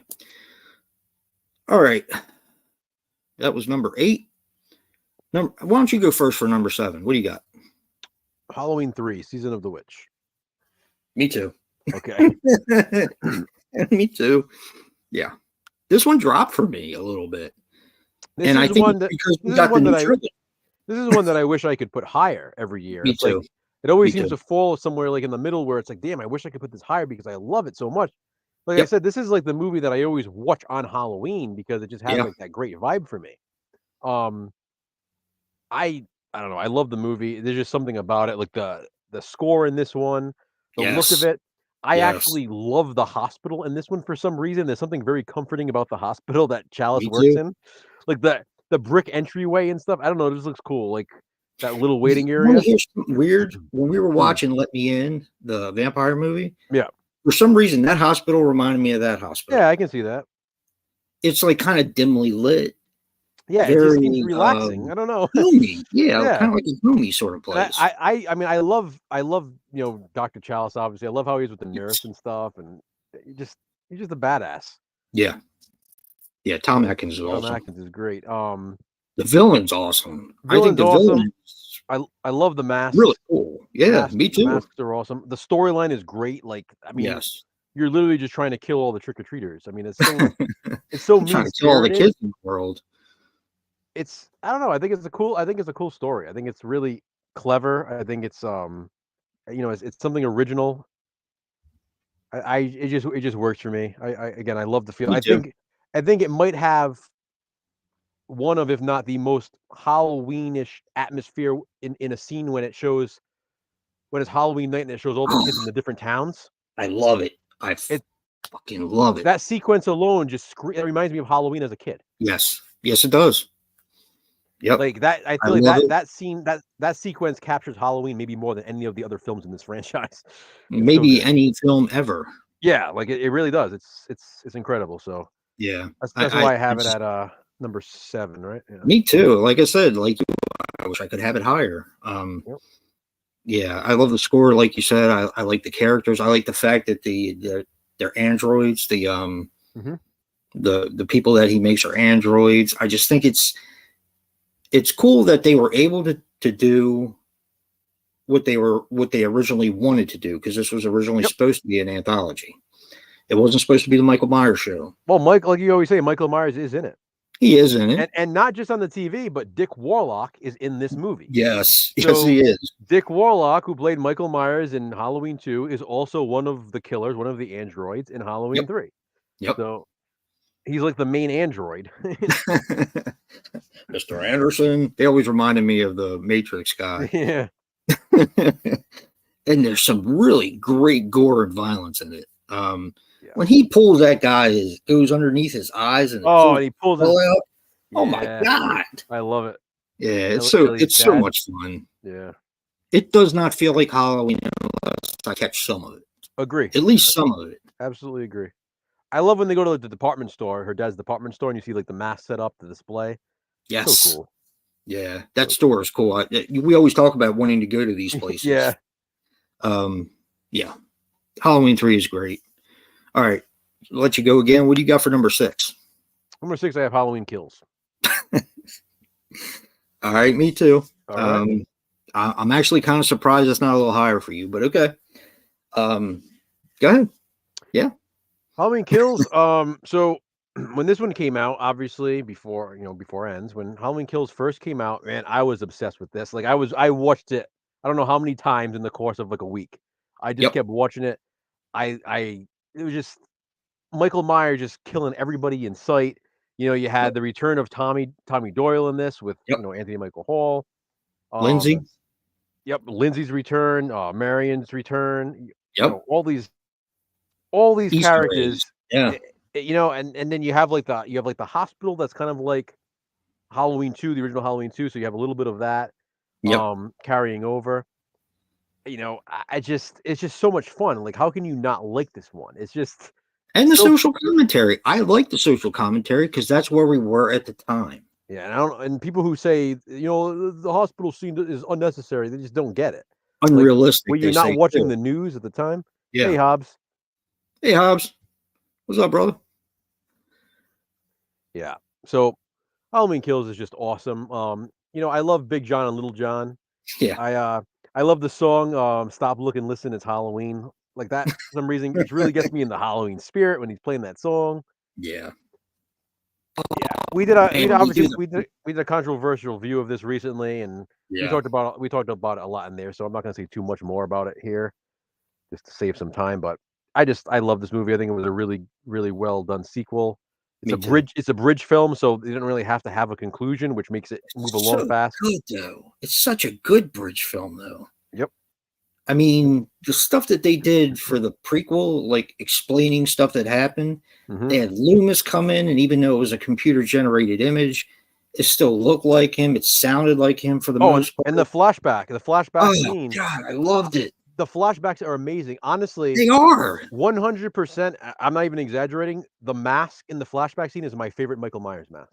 really. I love that mask. It's Isn't so that awesome. supposed to represent the mask from the first film? Well, it is, but Yeah, just the way it's replicated. yeah, I love how white it is. I love the shape of it, the way the yep, hair is. I prefer that mask to the original. I love how that mask looks. yeah. It just looks so good. And they did such a good job on it. The score is amazing. When he's There's a standing lot more outside in the gore, a lot more Yep. kills. When he's standing outside in the flashback when the cops Hmm, capture him, and he's just hmm, standing there and the music's playing and he's kind of just like looking straight ahead. I yep. love that. It's amazing. And the fact, and if you haven't seen Halloween Kills, I'm sorry. A little bit of a spoiler here. Oh, He there's ends gonna up be killing the spoilers. daughter. Yeah. Kill him. And that to me, even though it was the end of the film or towards the end of the film, you know that no one's safe. Yeah. No one is safe. Yep. So you kill a major character. I did not expect her to die. That was a shocker for me. It was just done so well, so well. Mhm. I really don't know what to say about it other than what you've said and what I've said. Yeah, it's freaking great. So many Easter eggs too. I mean, the masks from Exactly. three come back. Exactly. Um, I love like Marion's death when she's hanging with the witch mask. yeah. Oh, it's great. Now, see, I want to go watch it now. All What right. do you got for number 5? Top 5 Nope. here. Top 5. We're going to be different on this one because you already mentioned this one, but Halloween 2. Okay. The original from 1981. This one fell a lot for me due to the fact that we got a new trilogy and due to the pacing issues that I've always thought were in the film. I still can't put it any lower because I do still love the film. There are parts in this that just don't feel like I'm watching a Halloween franchise unless I see it. Mhm. Like the guy with the boombox when he bumps into him. I love it. Of course, the part with Bud and his finger therapy. Yeah. And whose wife is that? The director, or is that Rick, Mustafa? it was Rick Rosenthal's wife, yeah, the director. Okay. Oh my God. Yep. Yeah, talk about perfect. Imagine telling your wife, "Oh, I'm gonna put you in this movie because you have perfect tits for this Yeah, scene." perfect nipple placement. Like, I wonder if he was like on set, like bragging to everybody, "Yep, that's my wife." Yep. I'm taking her home. So yeah, I mean, I do love part 2. I've been fortunate enough to catch it a couple times this year. Yeah. Because you and I've been watching a lot of stuff for other things. Mhm. So Fear Fest kind of took a back seat this year, and that's okay because we watched a lot of good movies. Yeah. But man, I love part 2. I still do. I shot him 6 times. You know, After he shot him 7 in that one. so yeah, it's just You don't know what death is. Ben Train. Yeah, that was always one of my favorite lines because you get that syncopated electronic score from Howard Howarth. Yep. I think it's awesome. Like I said, it like part 3 and like the original, which I have on in the background now, it doesn't feel like Halloween unless I watch those 3 films particularly. And part 4 as well. So and part 5, fuck it, all of them, you know. So it just doesn't feel like Halloween. And I think I've caught a little bit of just about every film, except for maybe 6 this year. Yeah. Maybe I caught a little bit of that. I can't. Anyway, But yeah, that's my number 5 is Halloween 2, 1981. What do you got for number 5? My number 5 is Rob Zombie's Halloween 2. Really? Now, I'm at the point where it's like I just can't move anything because of certain reasons, which I'll get to each one. I've said it before. I've said it in our Positive Spin last year. You and I have talked about it. I think Rob Zombie's masterpiece is the Lords of Salem, Yep. but this is like second, like very close for me. Very close. And people who are going to watch this back and say, "What the hell, Rob Zombie's Halloween 2?" Wait till they see where I put it. Oftentimes many people have this one as either dead last or second to last. Now that Halloween Ends is out, but Resurrection too. So I mean, I'll say it again, but most people have this below Resurrection, and yeah, you're right. I'll say it again. I do think this is also a masterpiece, and I think people are just kind of missing it. Like I do. I feel like people just aren't understanding what he was doing with this movie, and to no fault of his, because he tells you right in the first fucking screen with the whole white horse thing. It's just different. It's not a your it's a character driven. It's a movie about trauma, and I get, I'm not going to spend too much time on it because again, we did a whole Positive Spin on it. We talked a lot about it. I think yours was 2 parts when we did this. Yes, right? It was. Yeah, I love this. I also think it has an amazing Halloween atmosphere on top of it. It does. And that store, that freaking store. I love that store. Yeah. Uncle Meat. Yep. It's just I love it. I really do. I love the opening in the hospital, the dream sequence, Nights in White Satin. I can't listen to it anymore the same way. I still say, and I don't care who agrees or disagrees, this is the most brutal Michael Myers we get in the entire franchise. I mean, the dude's like not just grunting, he's like screaming as he's stabbing people in the skull. Yeah. Like he is the most brutal Michael. He's the most intimidating. He's giant, obviously. Yeah. I love the realism of him having the beard because again, he would have a beard. People always say like, "Oh, why Michael doesn't have a beard?" Well, if he's walking around for over a year, yes, he would have a beard because I don't think he's stopping to shave. Or longer. You know what I mean? Like, it's just more realistic. Yeah. I love the story they tell with Loomis in this one because again, I feel like it's realistic. People deal with trauma in their own ways. For him, he tried to find success in it, even though it was clearly still bothering him. He was still remorseful, and I love that he gets his little redemption in the end. But I can go on and on about this movie. I'll leave it at that. We can talk about it more when you get to it on yours. Yeah. Yeah, Mudslinger. Yeah, gotta do it. I love it. Hey, what's up, man? All right. We're at number 4. Yep. You want to go first? Or you want me to? No, go ahead. I have Halloween 4 at number 4. Okay. The first Halloween movie I saw in theaters. Of course, it's nostalgia. Saw it first when it came out, and Michael Myers was back. I mean, even though I like Part 3, I always liked Part 3. I took a while to watch it because everybody shit on it, but I did like Part 3. I didn't understand why people hated it, but seeing Part 4 in the theaters and seeing Michael Myers come back was to me it was a special time. I've always liked it. Happy Halloween, Mudslinger. Thank you for joining us. Hey, happy Halloween, man. It's just so good. The one problem I have in the film is the mask. It's the mask. I've always had a problem with it. Because I've always liked the original mask a lot more. But when you say, it wasn't supposed to be the one, it was the one he pulled off the rack in the drugstore, it makes perfect sense. Yep. And then, of course, you have the blonde hair Michael Myers mask, which it kind of gives me some comic. It makes me laugh now. Yeah. It used to piss me off, but it makes me laugh now. I don't know what they were thinking, but, yeah. Halloween 4 is a lot of fun. I love him on the slate roof. Things that shouldn't make me laugh now. Of course, I always think of Toss when Rachel falls off the roof and then Jamie goes down, and that's gotta hurt with the whole tugging on your back thing. Man, just such a good movie. Such a good movie with a great cast. And, you know, cops do it by the book. So, Exactly. yes. So that's part 4, number 4. What do you got for number 4? Well, I'm going to piss some people off right now, but my number 4 is John Carpenter's Halloween. I get it. And listen, again, to repeat what I said at the beginning of the ranking, and like I always do, we're not necessarily ranking them based on objective best films. They're just our personal preferences.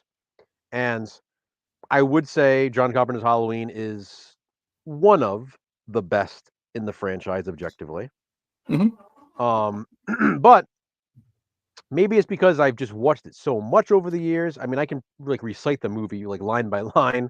You know, sometimes you're just interested in watching others. You know, I just think sometimes like when I do these rankings, I think in my head, okay, if I can only watch, 12 Halloween movies, which one would I leave off? Okay, if I can only watch 11, which one would I leave off next?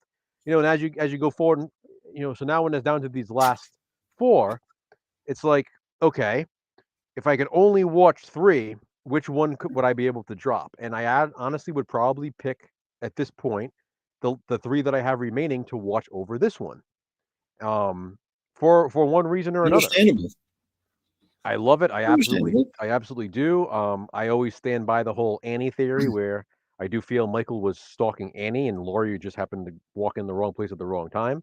So I actually enjoy the movie when I watch it more like that, because it's interesting. In fact, somebody commented on one of my videos the other day saying how after I mentioned that in a video last year, they watched it like that this year, and like now they can't unsee it.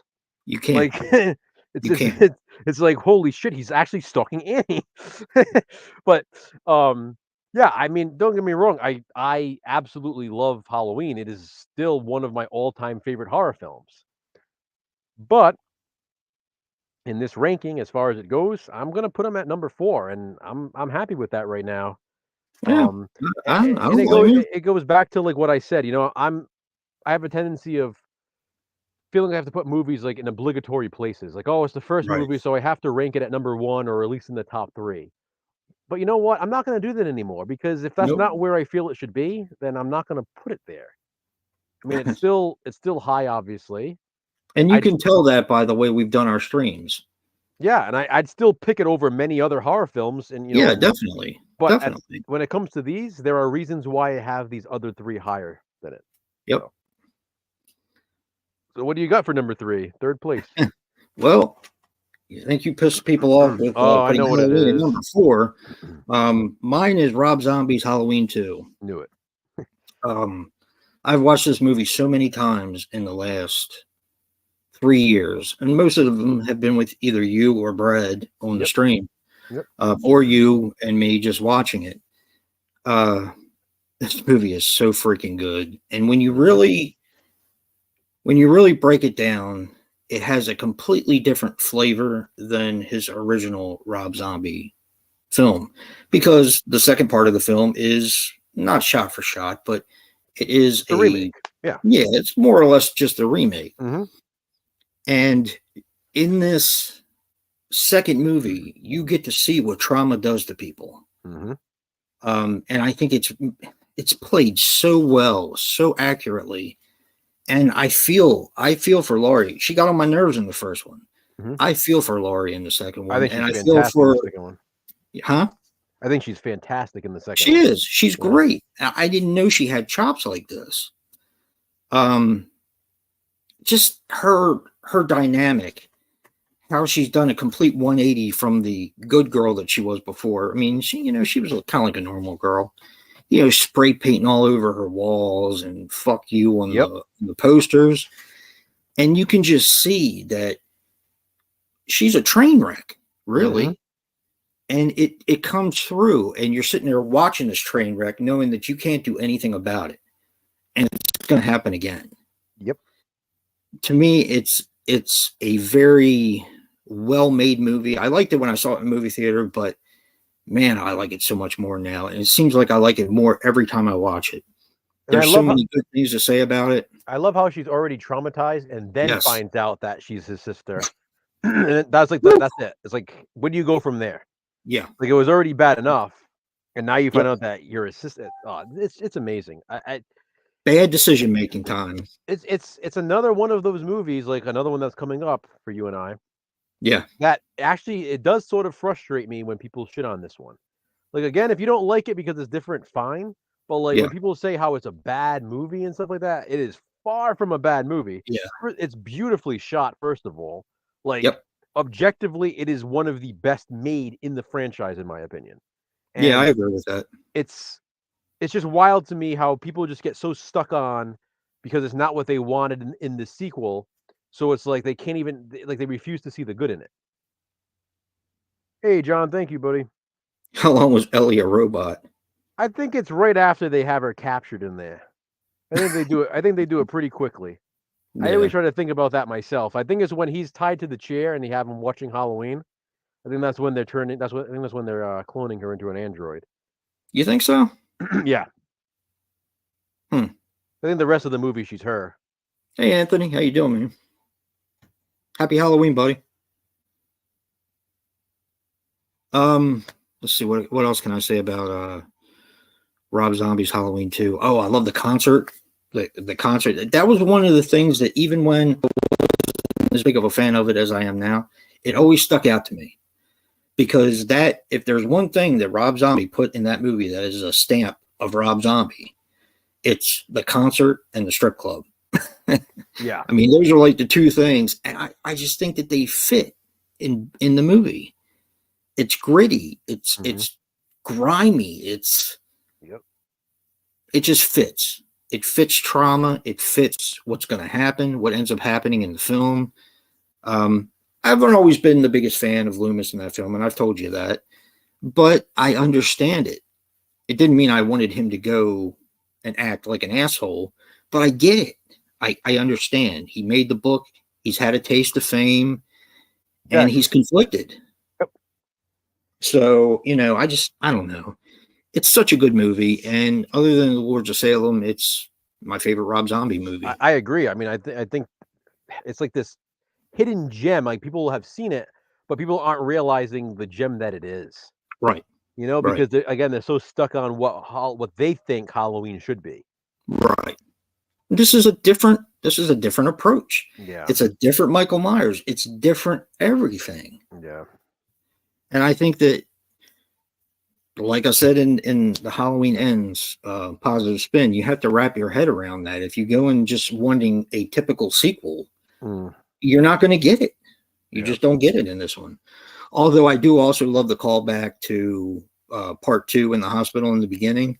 And man, there's not a lot in horror movies that makes me kind of like cringe as far as like stuff like that. But when they take her in there and they're doing all the stuff to her. Oh, yeah. And the nails and stuff. Oh, my God. Yeah. And I do agree with you. I think Halloween Kills is close, but I do think that's the most brutal Michael. Oh, for sure. For sure. If you watch them side by side, I mean, you can watch Kills and be like, wow, he's super brutal, and he is. But if you watch them side by side, it's like, I watch Rob Zombie's Halloween 2, and I'm like, nope, he's definitely the most brutal. Like, there's no question. Because he's a human being in that one. In Kills, he kind of seems a little bit more mechanical. Even though he's not immortal, But yeah, we've already talked about that ad nauseum. In Halloween Kills, he's the Shape. In Rob Zombie's Halloween, he's Michael Myers. You know what I mean? Yep. 100%. Yeah. And the fact that you see him a lot without the mask just shows that. Yep. I think they were not that they were trying to humanize him, because they did that in the first one. Yeah, he already was. Exactly. Yeah, but I think that they don't want you to forget that he is a human. Yep. So, and that goes along with the trauma, because he suffered trauma too. So yeah, it's yep. Like I said, there's so much to say about that movie. It's amazing. What do you got for number 3? Number 3, I have Halloween 5: The Revenge of Michael Myers. Ooh! So when you were talking about it, I threw up in my mouth a little bit. I punched all 4 walls. Kick the cat. So for me, I almost said that, but I didn't want people to think I was serious. Halloween 5. Listen, 4 and 5 just go together for me. Yeah, they do. I literally cannot rank them like apart. It's just the way it Like works 1 in and my head. 2. Yep, it's the way that it works in my head. I have to put them Mhm. together. Yep. So 4 and 5 remind me of when AMC Fear Fest was Monster Fest, and when they used to start it at like October 19th every year instead of doing it all month long.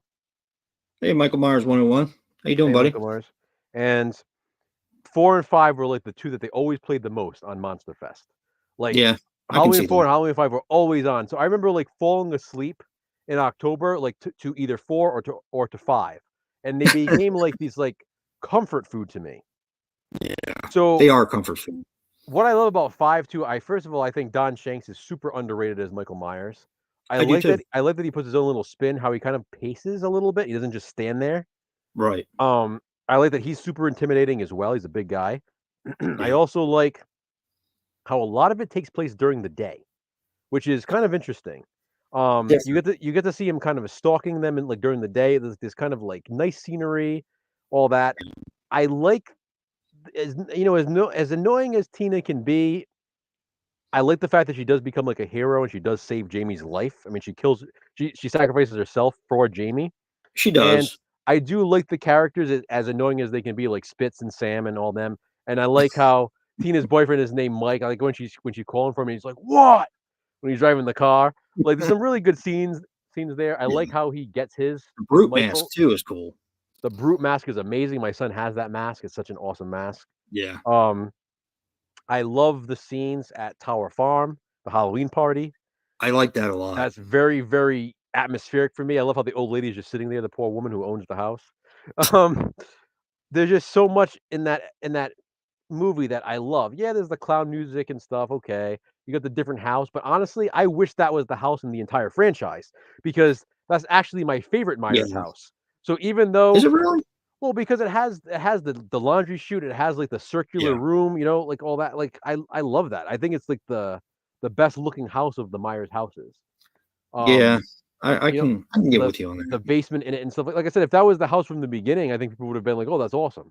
But it's the fact that it's a different house that people were like, "Oh, that sucks." But I wish it was the same house the whole time. I just think it's a really cool house. Um, I don't know. I think it's awesome. I think it's a really fun movie. Obviously it's going to have its own issues. I love how it was marketed as Michael Myers finally unmasked, even though we already saw him unmasked in part one. There's Yeah. just like this. And you There's really just don't see him unmasked in this one. exactly. It's so dark anyway. Yeah. I do like the ending. The ending at the time before 6 came out was really good because it left you on like that cliffhanger of like who is the man in black? And Right. going back to 6, I wanted to mention this. Another one of my issues with 6 is that we have this awesome ending with 5 where you left in suspense, and then They don't 6 do anything with it. 6 has maybe the most obvious friggin' twist ever. Like, let's see, let's bring in Dr. Wynn, who's all of a sudden the main character in this movie, and Right. I wonder who the Man in Black is going to be. Like, Right. it's not even Johnny like they give Cash. it's not even like they give you red herrings. Like they could have at least made it look like it could be Yeah. Tommy, or it Yeah. could be John or something. You know what I mean? But they don't. Like, it's Wynn, Yeah. but there's no way around. There's no way around it. So I don't know. Point is, 5 kind of I like how 5 ends on that note. I remember for years, I was like, "Oh my god, who's it gonna be?" Yeah. Um, and also, again, like you said, I can't always take nostalgia out of things. Halloween Yeah. 5 was the first one I saw in theaters. I was young. I was super excited to be seeing Michael Myers in theaters. So it has that place in my heart where it's like I, I love it. I do. It Yeah. doesn't matter about the clown music and stuff like that for me, as silly as it is. You got that awesome barn kill with Sam and Spitz. Yeah. That is cool. I like that one. There are so many scenes in Halloween 5 that I think of when I think of Halloween. Like it's weird. Like I picture like that barn scene. I love the Tower Farm stuff. Jamie, not talking and stuff like that. When she finally says Tina, like all this stuff, like it or not, it reminds me of what it was like to grow up watching Halloween. So Yeah. Yeah. And one thing that I forgot to mention about part 5 that I really like, I mean, okay, I don't like that she dies, but I like that they kill Rachel because it just proves that no one's safe. exactly. So Yeah. it's not that I didn't like Rachel. I was And you actually get surprised that they killed her off. I thought that they were going to kill off Tina before they killed off Rachel. You get the Tina nip slip, which you mentioned. You also get that quick glimpse of Rachel's bush in the shower if you catch it just right in between the curtains. I missed that one. Missed that one. I did. You can't miss that thing. It's like a 70s rug. Remember, when it's not on TV, because on TV they cut it. Yeah. When you They watch don't cut it, the nip slip though. because they don't exactly, they keep missing that. When you watch it on disc, oh yeah, for a second the shower curtain like moves. Prevert. You're a prevert. You can't miss it. You can't miss that thing. I've probably seen it 1,000 times, and just pisses me off like that you can barely see through the damn curtain. It looks like my beard right now. Massive.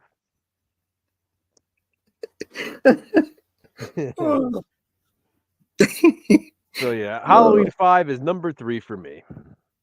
What do you have in second place? Let the taunting begin. Hey, Ben Tramer just died again. Yes, sir, Mudslinger. Poor Bennett Tramer. Number 2 is the original Halloween. Okay. I still love it. I still get that feeling like the first time I watched it. I do too. It's so good, and watching it today, I figured out what's been missing from some of the slashers of today. Just like with Friday the 13th Part 2, which is arguably my favorite 80s slasher.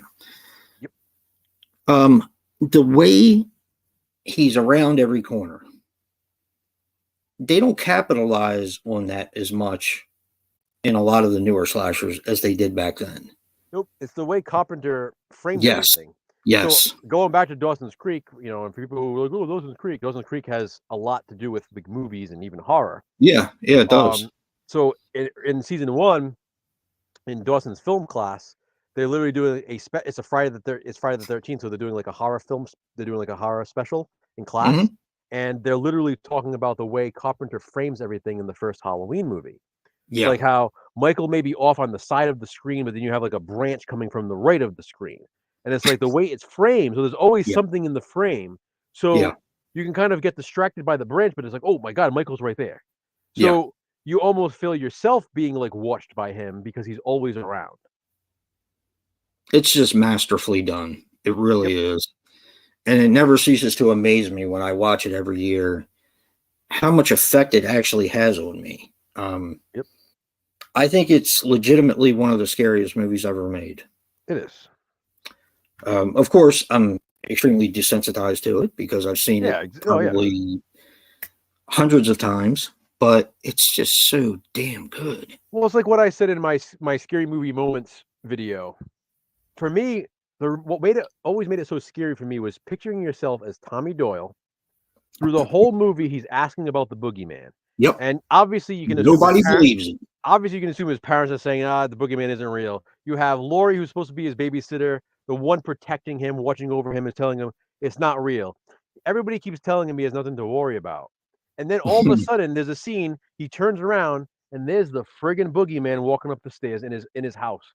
And it's like, the kid was right the whole time. Imagine as being like a little kid, everybody telling you, you got nothing to worry about. That's not real. And then being right.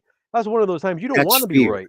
It's like fear. And it's like, oh my God, now what? Like, these people who didn't believe that he was real, how are they going to protect me from this thing if they didn't believe me in the first place? Yeah, because Laurie said she wouldn't let anything happen to me, and right now it doesn't look like she has too much of a choice in the matter. Exactly.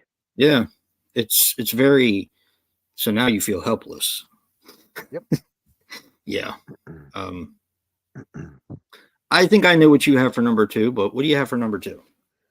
Number 2, I have what used to be my favorite Halloween movie, and that is Halloween 4: The Return of Michael Myers. So good. So a lot of the same reason why what I said about Halloween 5. This was the one that I've watched it so many times. It might be the one that I've watched the most over the years, next to the first movie, next to John Carpenter's Halloween, just because it was always on TV. Yeah. I feel like as far as sequels go, like this is how you do a sequel. Like to come back like all those years later and then to do a sequel like this, it was came back so strong. Oh yeah, I mean this is how you do a return, and I love bringing in Jamie Lloyd's character, having like a young protagonist was always cool to me as a kid. Yep. Whether it be a boy or a girl, like Mike in Phantasm or Jamie in Halloween 4, and Andy Barkley in the Child's Play movies. Like, Hmm. because watching these as a kid, it's like, okay, this is like me now. This could happen to me. And you have sort of like that helplessness, like you have to rely on others, like rely on adults to help keep you alive. And it just adds that extra layer. Yeah. 4 also has the general store, which I love, the department store where Brady works. Yes. Fuck I just off, love Wade. the wood paneling. Yeah, fuck off, Wade. You Um, bastard. Rachel knocks over the rack of cards, doesn't even pick them up, bitch. I love seeing all the different masks in there. I love the fact that they're locked in the house at the end. It's just so cool. Yeah. Then of course has one of my favorite lines in the whole franchise, Ted Hollister. Yeah. You son of a bitch, you said you saw Myers. Got a bunch of beer bellies. But yeah, I love Halloween 4. And then also it has, in my opinion, the best opening credit sequence of like any horror movie. Like the way it Oh, establishes the way it are you talking about establishes that guy? The guy telling him the story? No, I'm talking about the images of like all the fall images and stuff with the opening credits. Oh yeah, yeah, Like definitely. that is so atmospheric. That's It is. incredible. Yeah. Which That's what I'm saying. Like the opening credit sequence is like one it's of the amazing. best. It's Like amazing. that gets me in the mood for Halloween. Like if anything's And gonna set the mood. that dream sequence is freaking scary. Yep. That she has. Yep. Exactly. Especially with him grabbing her from underneath the bed. Isn't that everyone's fear? I know. I mean, it's a great movie. It really is. Yep. So Halloween 4 is number 2 for me. What do you got for number 1? Well, we have the same number 1. Yes, we do. And ready, guys? You guys ready yeah. for the gasps? You guys ready to turn off the video if you're watching it? Yeah. Our favorite Halloween movie is Halloween Ends. And no, we're not joking. Yeah, it's undoubtedly my favorite. I mean, the original Halloween is close, but not as close as you might think. It's just so good. We just did our positive spin on this, so yeah. if you want to find out why we love it so much, watch those positive spins, please. Yeah. We put a lot of time and energy into those because we really are passionate about this movie. Yeah. So if you haven't watched them, please do that. We each have a positive spin up on our channels that went up Saturday. Yeah. But I mean, listen, a few words here. I mean this I mean this without trying to be insulting. I feel the majority of people who completely trash it and hate on it really don't fully understand it. I feel that way. I truly do. It's not a typical sequel. It is a bit on the complicated side. If you really read enough into it, it is more complicated than it looks. Yep. Did you see what Colin in Cleveland put on my, because he likes Halloween Ends as well. I don't know if I saw one of the things I like that I put on there that John Carpenter's The Thing was playing in the background. Oh, I saw it. Yep. Yep. Oh my God. I didn't even think of that. About evil changing shape. Yep. I did not even think of that. And that's just it. This movie has so many different layers. So now Yes. how we just found out that Terry is Ben Tramer's grandson. Never knew that. But I mean, the chocolate soldier connection. Again, people are just like, oh, that's stupid. They don't make that anymore. Like me and you were saying earlier, like we were saying earlier. But it's because they don't understand the symbolism of the chocolate soldier. Right. So there are all these like complex, and not in like a convoluted way, like these really intelligent, clever nods that are in this movie, and people just want to watch it as like this like mindless entertainment, and that's fine. But if you don't like it, that's fine. But to go on all these rants hating on it and trashing it when you don't fully understand it, that seems a little silly. Yeah. And then you have, of course, and the thing that pissed me off the most, and I got some nasty comments from people, and my rant wasn't directed at them. No. As a matter of fact, I didn't even know that they hated the film, but that doesn't matter. The problem is when you listen to a lot of the rants about Halloween Ends, and you go in a lot of these videos, they try to support their hateful words like hot garbage and Mm-hmm. dumpster fire with stuff that doesn't even exist in the film. Yep. I cannot tell you how many times I've read that why is Michael getting beat up by the townspeople or by Corey? He's immortal. He's not immortal. This is a different timeline. Yep. Why is Jamie Lee Curtis baking a pumpkin pie? If they were actually paying attention to the movie, they would see that that's what the Right. movie's telling you, that he's Exactly. not. Exactly. I mean, you may not like what took place in the movie. If you're a huge Michael Myers fan and you don't like the fact that Michael Myers wasn't in it that much, I get it. Or if you don't like that Corey Cunningham was the focal point of the film, I get it. I understand it. But again, like I said, we have 12 other movies, 11 other movies where you have Michael Myers as. Yes. You know what I mean? Like, how many times do we need to see the same thing? Right. I think like you said in your positive spin, they had balls and they did something different. And for that, of course, you're going to ruffle some feathers, but they knew it. I so think when the movie that they made is incredibly when they made the movie, the filmmakers literally went to Rowan Campbell, who played Corey Cunningham, and they told him, they're like, people are going to hate you. They're going to hate your character. Yep. They knew it was going to happen.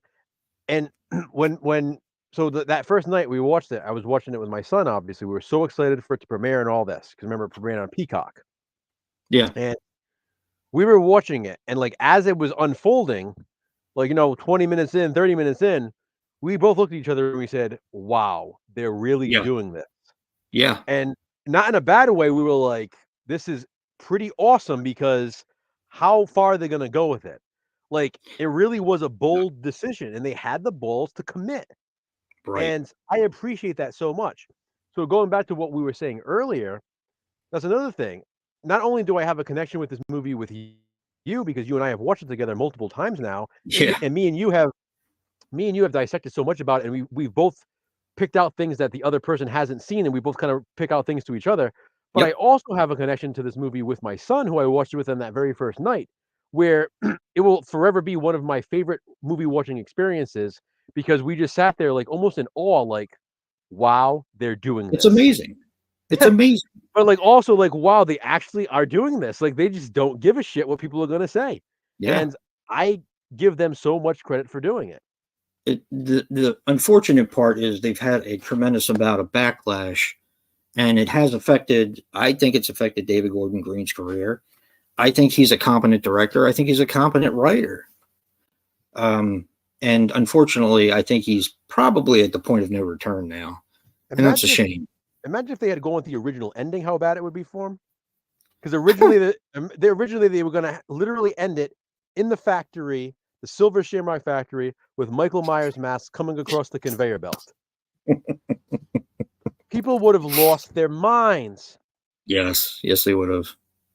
But as you watch the movies, the trilogy, you can see they were actually building toward that.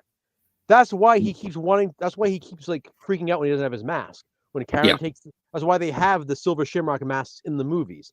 That's why when in Halloween 2018, he's sitting there and he's not doing anything. But as soon as the reporter shows him the mask, that's when he starts to move. Yeah. And like I said, in Kills, when Karen takes his mask and he goes after her to get the mask back. Right. It's like there's a point to all that. But then, of course, test audiences were like, nah, we don't want this. So they had to go back and change it. I mean, I believe me, I like the movie that we got. Hey, Bones, me too, buddy. Me too. Hey, Bones. And by the way, Corey was supposed to survive in that ending too. He was supposed to get thrown from the tower in a battle with Laurie. Tossed from that toss from the top, which is why the tower was supposed to be more important. Yeah. And the ending was supposed to be literally him sitting up like Michael and then walking off into the darkness. Hell yes. I would have loved it. Me too. Yeah. But I love the movie that we got. I think the movie that we got is so smart. Good night, Mudslinger, and thanks for stopping by, pal. Yeah, good night, Mudslinger. Happy Halloween. I'm so happy with the movie that we got, because it showed that people were willing to do something different. Yep. And you don't have that these days. There's so much fan service. And don't get me wrong, I love a lot of the sequels that we've got. I love Leprechaun Returns, a lot of fan service. And a lot of the other ones that have come out since then have been mostly fan service. I really enjoy it. Mm-hmm. Children of the Corn, a lot of fan service. Of course, people shit on that one, but you know, a lot of the sequels that we have got, Scream, fan service, which I love, but they had the balls to do something else and follow through with it. Yep. And for that, it is one of my. It's probably one of my favorite movies of all time. It is by any far, genre, for in sure. any genre. For sure, me too. It's definitely in my top 5. And as much as we know we love it right now, like if I were to watch it right now, I'd be like, I love this even more than I think that I do. Yep. It's one of those movies that like every time I watch it, I love it more and more and more. It's so smart. What they did in it, there's so many throwbacks to Halloween 3, and that should have told everyone right there that you're not watching a typical Halloween film. We're going to do something a little bit different. Like the people who hate on the fact that the opening text is blue. Yeah, Halloween ends. I mentioned this in my video. Why would the text be blue? It should be orange. It's a Halloween movie because it's like Halloween 3. Like, how do you sit there and call yourself this diehard Halloween fan that you're so angry over them doing something different with Halloween with a Halloween movie, but you're not even recognizing something that should be very obvious to you? I don't know if I even told you, but I watched it again the other day at my daughter's. Right, I noticed something even more, and I'm sure you've probably noticed it. Sometimes I'm so preoccupied with things that are going on around. But when Laurie's there and she's banging the chair up against the wall, you know he sleeps in that blood spot. Yeah, he sleeps in the blood spot because he returns to the place just like Michael returned to the place where he killed his sister. Not only that, but it's a tremendous amount of guilt, and it's like he's heaping it upon himself. Well, that's exactly it. But like what Michael, remember through the whole trilogy tries to point to the fact that Michael's not after Laurie or anybody specific. He was just trying to get home. And what does he do when he gets home? He goes to that spot where he killed Judith. Yep. So where does Corey find himself when he's alone? He finds himself going back to the spot where Jeremy died. And like you said, so it was like, was Michael feeling the same thing? We don't know. Yeah, we don't know. Like I said, there's so much in this movie it's not a typical sequel. It's not a typical film. It's not a typical horror movie even. It's an incredibly smart film. Yep. And I'm not saying you have to be a genius to get it. I think you have to look at it as something. Huh? I think you got to pay attention though. People don't really pay attention. Well, yeah, you have to pay attention, but I think you have to. You can't just look at it as a typical slasher sequel. Yeah. There's something more about this film, and I think it's up to you how much you get out of it. And we've seen that countless times with the reviews that have been on the internet, on YouTube. You know, you're only going to get out of it what you put into it. Watching it, trying to dissect it, trying to find out, well, why did they go with Corey Cunningham? Well, Michael and Laurie aren't the only characters in this franchise. You know, now you have her granddaughter. What's her granddaughter been there for? You know, this gives her, I mean, there's just so many different ways to look at this film. And like, I think I could understand people's distaste for this if like, this was like the first Halloween back from like years of not having a Halloween movie, and they decided to do this first and foremost. Get it then, but okay, yeah. Well, I would get it more. Yeah. I mean, I wouldn't understand tracking it, but I'm saying, say people have been waiting years for a new Michael Myers movie, and then they think they're getting a Michael Myers movie, then they get this. This is coming off of two movies that, first of all, people loved 2018 when it came back. They're like, yes, this is a great Halloween sequel. And then when people complained that there wasn't enough kills in 2018, they released Kills and had 40 kills, and everybody's like, okay, this is great. There's a lot of kills in this one. This is awesome. Michael Myers doing his thing. So it's like, my point is, they had plenty of what they wanted. Yeah. So finally, even kills in the last one. Finally, the filmmakers made a film that they wanted to make, not what the people wanted or thought that they wanted. Like, I wanted something different. It was time to do something new. Yep. 13 movies in. Yep. 100%. I 100% agree. I do think people just don't really want to look at it the way they should be looking at it. They And get see, so I'm an caught. understanding person until you start trashing it. Mhm. I when I sat there and I watched it in the movie theater, I'm like, a lot of people aren't going to like this Yep. because it takes the focus off of Michael Myers. Mhm. First of all, even though he was in it probably as much as he was in the first movie, He was in it I think more. we timed it. Yeah, exactly. But I was like thinking to myself when I was watching the film that I was sitting here loving. People are gonna be pissed. Like I said, I would have been curious if they didn't, if we didn't know that it was Corey behind the mask, and we just saw like the shape in Halloween Ends killing people, right? And then Yeah. at the end is revealed that it's Corey. I wonder how people would have felt. Oh, they would have been really pissed. Which is exactly what H2O was originally going to do with Charlie.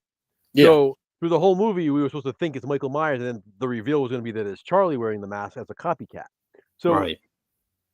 it's just interesting though. But I wonder if, while watching the movie, if they would have been enjoying it the whole time, and then just got pissed at the end. And then turned on it at the end. Exactly. Because it's not what they wanted. Exactly. It's But I mean, in essence, they're getting the same thing because you still have Corey wearing the mask, Yeah. going around killing people. So it's like these Halloween fans aren't watching it because it's a Halloween movie. They're not watching it because it's a movie with the shape. They're watching it specifically for Michael Myers and Laurie. And again, like I said in my positive spin, you have Michael versus Laurie in John Carpenter's original. You have Michael versus Laurie in Halloween 2. You have Michael versus Laurie in H2O. You have Michael versus Laurie in Resurrection. You have Michael versus Laurie in both Rob Zombie films. Again in 2018. You know, I mean, how many times? And then even in this one, you do get a pretty badass final battle between them. Yeah, she gets tossed quite a bit. How many times do we have to see it? Right. Would 2 hours be enough? I mean, it's crazy to me, like, that people were expecting these two 60-year-olds to have like a full movie battle. Yeah. Yeah, like Tekken or Mortal Kombat or something like that. It's silly. It really is. And I don't know. You said something else in your, I was trying to think because I just had it in my mind. You said something else in your positive spin. I can't remember what it was, but it was pretty important. I said a lot in my positive spin. I know you did, but there was something that you said that kind of Hey Brad. fit the bill really well. Hey Brad. Shit, what was it? Gone. It's gone. The evils escaped. Yeah. But yeah, it's just a fantastic movie, and actually, I can't get enough of it. I really can't. I know. I just watched it the other day, and I could watch it again. It's so good. Yeah. But I knew it. I knew it. I knew when I was in there watching. I was like, "They're not going to be happy." No. Well, they never are. But I mean, they're going to be more unhappy than they normally are, and it's still going on. I mean, I see it all the time on Instagram. I see it. It's people just want the same thing over and over and over. Like I saw this the other day. This guy who apparently ranted about the film when it first came out. Mm-hmm. I don't even remember who it is now, but he's like, watching Halloween Ends a year later. Has anything changed? This was just another way to shit all over it. For a movie you hate so much. Here we go. Yeah, let's make another 15-minute video. Yeah. Trashing it using clever words like hot garbage and dumpster fire, and it doesn't make any sense. But yeah, it's funny how people don't understand things and then somehow blame like the movie for it. Like everything's there for you to get. Like it's not like, shouldn't you look at yourself and think, oh, maybe I should be looking at this in a different way? I do. That movie Tommy that I watched the other night, I didn't quite. There's a lot of it I didn't get. I'm tempted to watch it again to see why I didn't get what I didn't get. All right, so look at me with like Prom Night. Okay, like as you know, Prom Night has never been one of my favorite slasher films. And granted, I can never really see it because of the dark copies, and then watching the Blu-ray with you, it's you can actually see everything. But what happened? We watched it the other day, and then the very next day I was watching it again. Now, but I'm doing it because I know how much you love it, and I did like it more watching it and be able to see things. So then watching it again, it's like I want to watch it and see What am I missing? Why? I want to pay Yeah. attention to everything. I want to see if maybe this is a movie that will continue to grow on me. And and I much rather do that and try to like Yeah. try to find positives in things Yeah. than just be like, "Oh man, this movie's trash. I don't want to watch it anymore." Like, I don't I know. Like, actually think it will grow on you more, but you can never be that 10-year-old or that 9-year-old kid that saw it for the first time, and it was one of my first slasher movies, and the kind of effect it had on me, even though I couldn't even see half of it. yeah, So with nostalgia, it's tough. yeah. I just love it. I think it's so much fun. Yeah, and to be able to see it again, just to be able to see it, period, just kind of flips me out. Like Humongous, I watched the shit out of Humongous when I got it when Code Red put it out. I watched it a lot because I never could see it before, and I always liked it. Yep. But now here I'm able to see things that I never saw in the film before. Well, That's why that happened. Silent Night, Bloody Night is a perfect example. Yes. I used to watch that as a kid, and I was like, "Oh, I can't see so much." I would always get frustrated with it. Yep. Like, there was so much that I liked about it because like, it made me feel cold, and it had like a great atmosphere and like the whole flashback scene. But it was like there was so much that I couldn't see that I used to get frustrated. And then finally being able to see it now, it's literally my favorite Christmas slasher film. Like I love that movie so much, and it's our annual tradition. You and I watch it together every year now at Christmas time. Yeah. So it's just one of those movies that I have such a connection with, and to be able to actually see it, it's awesome. Yeah, I'll give you credit for that. When you do try, I mean, you've watched Halloween 3 quite a bit, and even before when you watched TCM 2 with me, I mean, at least you tried. You don't like it, but at least you tried. I mean, I can't fault anyone for trying. There are people there. I mean, there are people. There are so many people I feel like out there in society with anything, whether it be movies, books, food, whatever, places that I feel like there are just some people who just kind of make up their minds before they go into something. Yeah. And even if they're trying to, I don't know how to explain. Like you were talking about that person who Halloween ends 1 year later, like somebody like that. He had his mind made up. Let's be honest. Exactly. He was going into it knowing that he wasn't going to like it. So at the end of the day, it's like, is it really worth it then? I mean, like at least he tried though. I mean, I gotta respect somebody for trying to watch the film again. Yeah, but then to make another rant video about it. Like, what? Oh no, not this person. I'm talking about Brad. No, I'm not. That's what I'm saying. I don't like Nomads, and I tried to watch it again. Yeah, I mean, I just don't like. I'm talking about people who literally like. There are people who just have their minds made up and they just go into something. Like 100%. With me, if I don't like something the first time around, I go into it the second time really wanting to like it. Yes. Like not going in thinking, "Oh, I hated it the first time, so I'm probably not going to like it this time." Because many times that is the case. I end up liking it more. Like I know for a certain thing that you and I are going to do next year, there's a certain movie that we know is high on the list that we were like, "Oh no." Yeah. Because we watched it the first time and we were like, "Oh god." Yeah. But you know what? I'm actually looking forward to it because I want to see what a second watch is going to do. Right. Because we already know what to expect. We didn't know what to expect before. Right. Exactly. And I kind of am too. But I will tell you with that film, I had to be in the right frame of mind. Oh, absolutely. But I'm going to do everything. I'm going to do everything in my power to be in that right state of mind when we do it. Me too. I'm not going to go into it thinking, "Oh, this is going to suck again, so I don't feel like watching this." Because that's why I like the fact that you said we could do them in any order, because then we can wait till we are in that right frame of mind and give it the proper shot that it deserves. Exactly. Because I want to be fair with movies. Like I don't like doing that. Like just going into like, "Oh god, I don't want to watch this again." Yeah, exactly. And I appreciate anyone who does that. Happy Halloween. Thanks for stopping by. Hey, EA Horror. Yeah, I mean, I can appreciate that. I don't like to not like films. Yeah. So I'll give them another shot. Unfortunately, Nomads, it's like my third shot I've given it. Have I given up? I'll probably try to watch it again. Yeah, but forget Nomads, Black Christmas. I mean, you and I watched Black Christmas. You and I did a positive spin on Black Christmas. Look, there are things that I like about it. Exactly. So we went into that positive spin specifically looking for what we liked about it. And that's, again, it's another thing that goes over people's heads with positive spin. Yeah. Like let's get this straight. We straight. may not always like the films. Like let's get this straight. People can post videos ranting on movies that they hate and stuff like that, and then Mhm.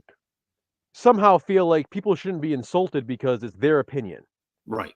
But then we'll do a positive spin series, which is literally the contrast of that. It's the exact opposite, where we're telling you everything that we say is going to be positive in this review. It's a Right. positive review, basically. And then somehow people find that as insulting, Yeah. as if we're gatekeeping. Because so wait a minute, why aren't the people posting rant videos? Why aren't they the ones gatekeeping? Exactly. Like when we literally in our positive spin videos are saying, you don't have to agree. This is Yeah. just my positive spin. Like we're not telling you to agree. It's just funny how people's minds work. Again, it's that self-centeredness where they can't get out of their own fucking assholes. So, Yeah. you know what I mean? It's just so frustrating.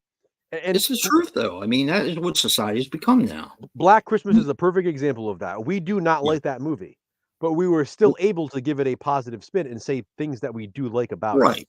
Right. And I can do that with any film. Yeah.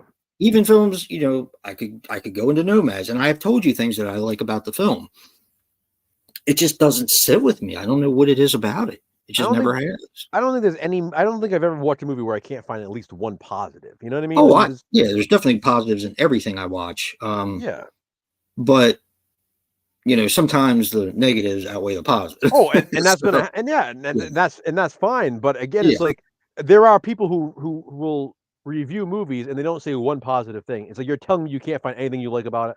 Like exactly. the cinematography, It's not done for that, though. We one both know actor's it's not done for that. one actor's performance, Yeah. something. There's got to be something in the freaking film that you liked. So it's like if people are doing that, it almost seems like you're just being negative for the sake of being negative. Well, And it's if you're negative for the views. They want if to. you're People want to see people throw temper tantrums. and if you're doing that, then what is the point of filming that video in the first place? Because Right. that's not giving a constructive review. Rob commented on the top. It was he does these crazy fives, and it was the Halloween season 5, and he mentioned our positive spins in it. He also mentioned that in Body Bags there was somebody who didn't like the original Howling, and his review was literally, he got on camera and he said it sucks, held it up, and he said it sucks. That was the end of the review. It's not a review. No. That's ridiculous. Brad, exactly. See, like Brad said, he finds positive in Rob Zombie's Halloween too. Yeah. He knows how to shoot a film, and he does. Like I said, it's a beautifully shot movie. So whether someone likes the movie or not, like it's the people who can't even admit that drive me crazy. Like you're telling me you're watching Rob Zombie's Halloween 2 and you don't think it's a well shot film. You know what I mean? Like, come on. Like now you're just being hateful. Like so yeah. Yep. that's the difference. It's like I have no problem if someone doesn't like something, but when they're just looking for things to be negative about, that's ridiculous. And you can usually look at the videos and the titles and know exactly what you're getting yourself into when you watch them. Yep. It's unfortunate. Just like the whole thing with the Children of the Corn thing. And the only reason why I watched it is because you and I had been watching that series lately for Franchise Frenzy. And I was like, well, what does this guy think about it? And the funniest part is the stupid editing, the production value was a little bit better than the videos that we shoot, but that's not what the point of the videos are. But just making a half an hour film or half an hour video out of seeing 3 films and completely trashing the entire franchise. I don't understand it. And the excuses that this person made for not watching the rest of them, like I would have had to, or I spared myself the insanity of watching the rest of them, some shit like that. Just like, and I'm supposed to take you seriously? And that's the thing. See, you mentioned the production value. There are so many big YouTubers who have this really nice production value, right? Yeah, but definitely. I notice a trend where those are a lot of the people that keep repeating the same things that the others have said. Yeah, So, or they have nothing to say themselves. The thing with my channel is, it's like, if I wanted to have better looking videos, I can do that if I wanted to. Like, number one, I don't really feel like it, but number two, a big part of it has always been my channel is about my collection. And my channel is also supposed to feel like just like a friend talking to other friends, to other fans. Yep. So when you start to have like these fancy mics and these fancy cameras and all this stuff, it's like it takes me out of it. I feel like I'm watching a short film rather than watching somebody's honest review. It's just me personal. It's a personal preference of mine. I'm much honestly like that's what when I first saw your videos, that's what drew me to you.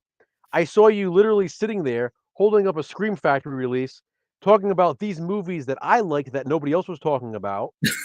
And I was like, I remember saying it. You can literally go back in time to your videos.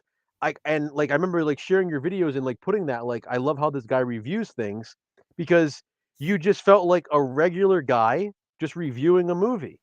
Like Yeah. it didn't feel like you were doing it for views. You didn't feel like you were doing it because you were obligated to do it. You were Yeah. just a movie fan having fun reviewing a movie. And that's exactly what drew me to YouTube in the first place. And that's exactly what the reason why I wanted to start making videos that Yep. way. I want to come across as just a regular guy who talks horror. Yeah. So all that other stuff, that's just I don't find it necessary. Yeah. You know, I'm like to waste all that time, and it just feels like you're doing it for the money when you do that. And a lot of the bigger YouTubers talk about the same 5 movies over and over again. And I didn't want to be that way. And what drew me to your channel and channels like Andrew Ballina and some of the other guys that I watched, Mood 616, is that they focused not on the same 5 movies, but they started talking about movies that I was interested in that maybe not a lot of people talk about. Exactly. Which is kind of what I wanted to base my channel on. Mm-hmm. Now, granted, in the last couple of years, we've done a lot more mainstream films, but for the years before that, all I did was movies that nobody had ever heard of, or most people hadn't heard of. Yep. And it's a nice change to talk about movies, to talk about Halloween or to talk about Friday the 13th, because I never really did that. So I know my second or third video ever was a rare DVDs video. Exactly. See? And I just started doing a series just showing like rare movies that are on, that were DVD, that are out of print or whatever at the time. And a lot of them were movies that people really hadn't heard of. But it was just like nobody else was showing these things. So I was like, well, that's a cool like little niche that I can get into. I watched a documentary the other day. I started it at my daughter's and I couldn't find the rest of it. I started it like when the dogs woke me up to feed them breakfast. And I couldn't find the rest of it. I ended up finding it at home. It was on Tubi. I think it was called Rise of the Film Freaks. And it was about cult cinema and movies that are a little bit off the beaten track, like Maniac and, well, not so much Maniac, but you know what I mean, like Toxic Avenger, stuff that doesn't get talked about all the time. Yeah. And they summed it up perfectly. You meet people on these platforms that have seen the same movie you had at an early age, and it had some kind of effect on you. So you're bonded instantly by that. And it's neat to find people not only with similar films, but that have had these experiences. And that's kind of what I like. I like to listen to why people like this in the first place. What got them started in horror? What was the first horror movie they saw? What slasher movie could they do without? Or you know what I mean? Yeah. It's just I think a lot of people forget it because they want the views. That's exactly what it is. Yeah. So they talk about the same 5 movies over and over again. They have temper tantrums, and unfortunately, it works because that's what's popular now. Mm-hmm. But it's hard. Well, you said it's hard to take them seriously because yeah. So I'm much rather going to take someone's opinion seriously who talks about other stuff, because at least they have like it feels like they have like a wealth of knowledge when it comes to the genre or whatever, Right. as opposed to just talking about the mainstream movies over and over and over again. Yep. Now, granted, here we are doing a Halloween stream, but this is a special thing because it's Halloween. Yeah. I mean, you know what I mean? Yeah, John, I'll be doing some more soon. I need to take a break from that for the 31 days, but I can do some more Saturday sleaze soon. Hell yeah. Brad, what drew me to you? I think the first time I ever commented on one of your videos, Brad, you gave me a really shitty response, so I was like, fuck this dude. Me too. It was on a Star Wars video. So I don't remember actually what it was that made me give you another chance, because I remember commenting something like super nice. I remember enjoying the video, and then you like gave me like a dick comment, and I was like, like, dude. Yeah, that's what it was with me. It was the Star Wars video where he told me I didn't know what I was talking about, and I was like, "Damn, man, I've been fucking Star Wars fan ever since I was a forgot little what kid." it was with me. Yeah, it was something where I said something. He basically tried to like tell me I was wrong, and I was like, "What?" Classic Brad. Yeah, But but yeah, yeah, no, that was our first interaction too. that's funny. I was like, I'm gonna be nice. I No, I remember was telling seeing it. Carol, "Fuck this guy." Yeah, I did the same thing. And then I was seeing him on. I'm still on my like Yeah, streams and stuff like that or whatever on other people's channels talking to yeah, So eventually I was like, all right. Then it's like it was getting to know you, Brad. yeah. That helped. Like getting to realize, okay, he's not a bad guy. You know. Plus, it's always so hard to figure out how to take things sometimes. Yeah, but You know? we know Brad, and we know that he was being a dick at that Yeah, time. but we didn't know him back then. We didn't know him back Yeah. then. It was just like, who's this fucking asshole? You know? Yep. But yeah, That's I sometimes you don't know how to take people, and that was kind of the case on. Actually, I didn't even know who it was. I was glad you actually told me who it was that shit all over me on my positive spin this weekend. Oh yeah. You know, I didn't even know who it was. Like I said, I thought you did. I thought you realized Nope. it was that Nope. person. My eyesight isn't that great anymore, and I look at everything off of my phone. So Yeah. I see, like with Brad, I see an orange D, and I know I'm in the right place. It's a small D though, right? Yeah. So it's like I don't really pay attention, and plus this person has had a habit of changing his name so many times that I just don't even, I don't care. Yeah, and again, it is what it is. I mean, it's one Yeah. thing to not like it, but It is what people, it is. it's again, I always say, I have a problem when people get like aggressively passionate about hating on something. Yes. Like, you can disagree if you don't like something, fine, but move along. Like, Yeah. I'm not trying to argue with you to make you like something, so why are you Right. trying to make me not like something? Right. We're Right. just trying to point out things that maybe people are missing. Not, you know what I mean? Doesn't mean we have to change your mind. Like, it's just. And plus, the video was never about this person. It was about all these rant videos that I saw where people were completely shitting on it and giving false information. And all the stuff that I saw on Instagram that, boils my blood, because you can't get away from it. Yeah. So that was pretty much the last person I expected to have a problem. But, Yeah. It is what it is.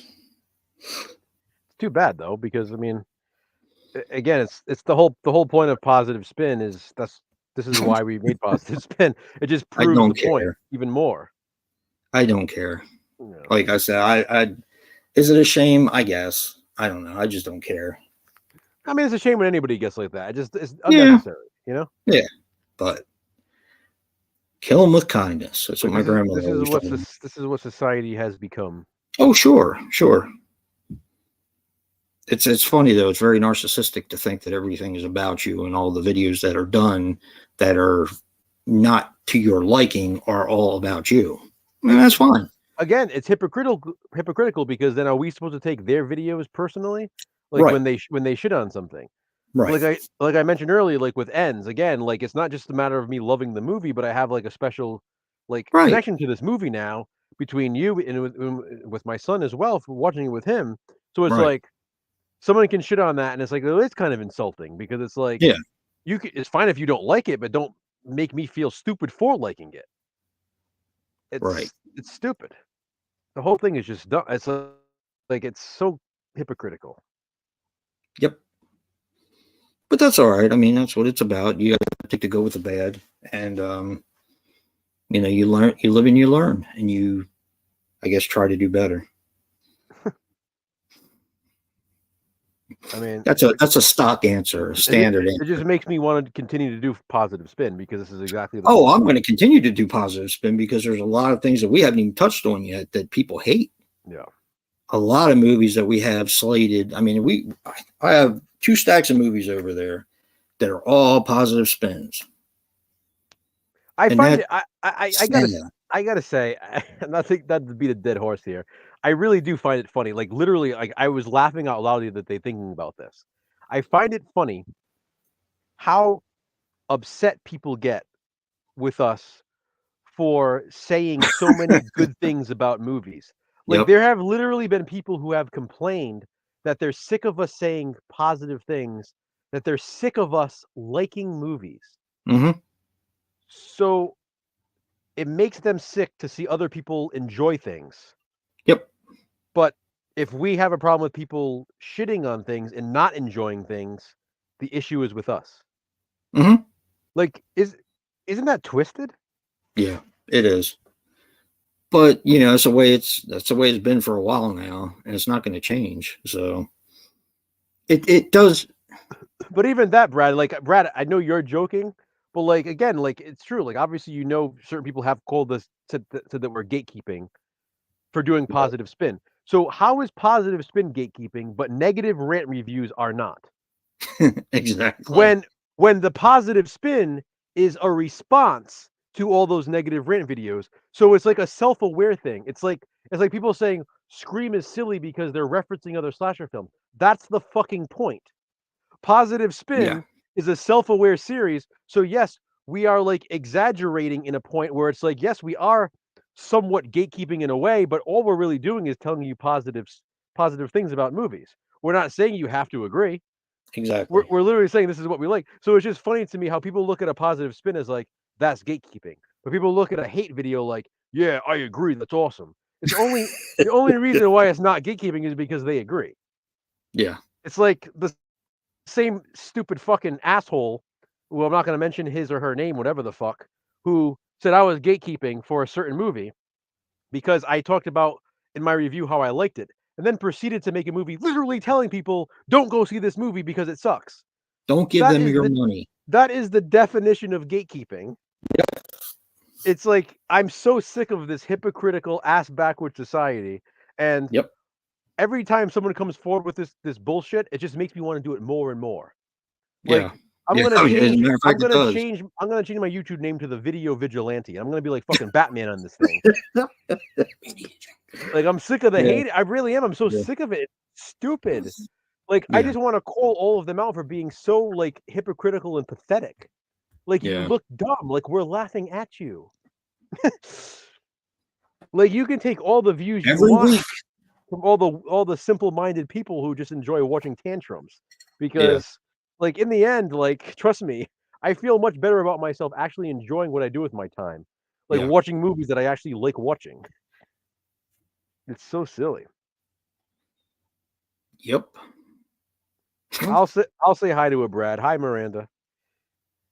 Hi, Miranda. Hope they had a good night trick or treat. Yeah, I was gonna say I hope she got a lot of candy. Her and Harley. Yeah, candy.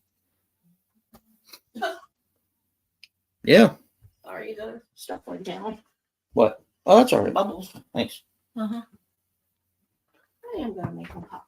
Well, I guess that's it. It is. Halloween is pretty much over now. Yeah. It's 11 o'clock. This is the time you said you started to get depressed about it.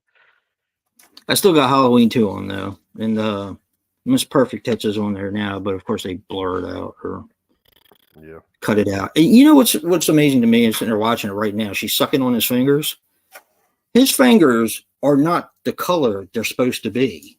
So he's probably got dog shit on there, all kinds of stuff, and she's just lapping it up.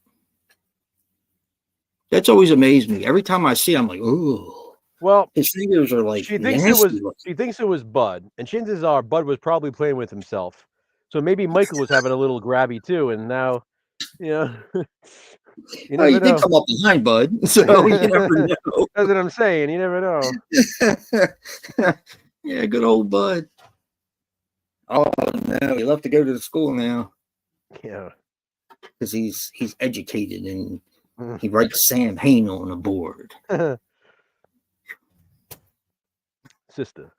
He's about to see the nurse for the first time in 3 years and acts like he 24 doesn't. hours. Oh, hello. I didn't recognize you. You stupid bastard. He should have said, "Yeah, I'm the one with the fucking rabbit in red thing that you stole, you Dr. bastard." Clueless. Yeah. Mm. She just pulled up now. You got some amazing grace. Come sit on my face. Blood is awesome. Don't make me cry. I am so glad because I really enjoyed him in the Relentless series. I thought you were gonna say Maniac Cop too. That too. He's a fucking nut in that. It was awesome.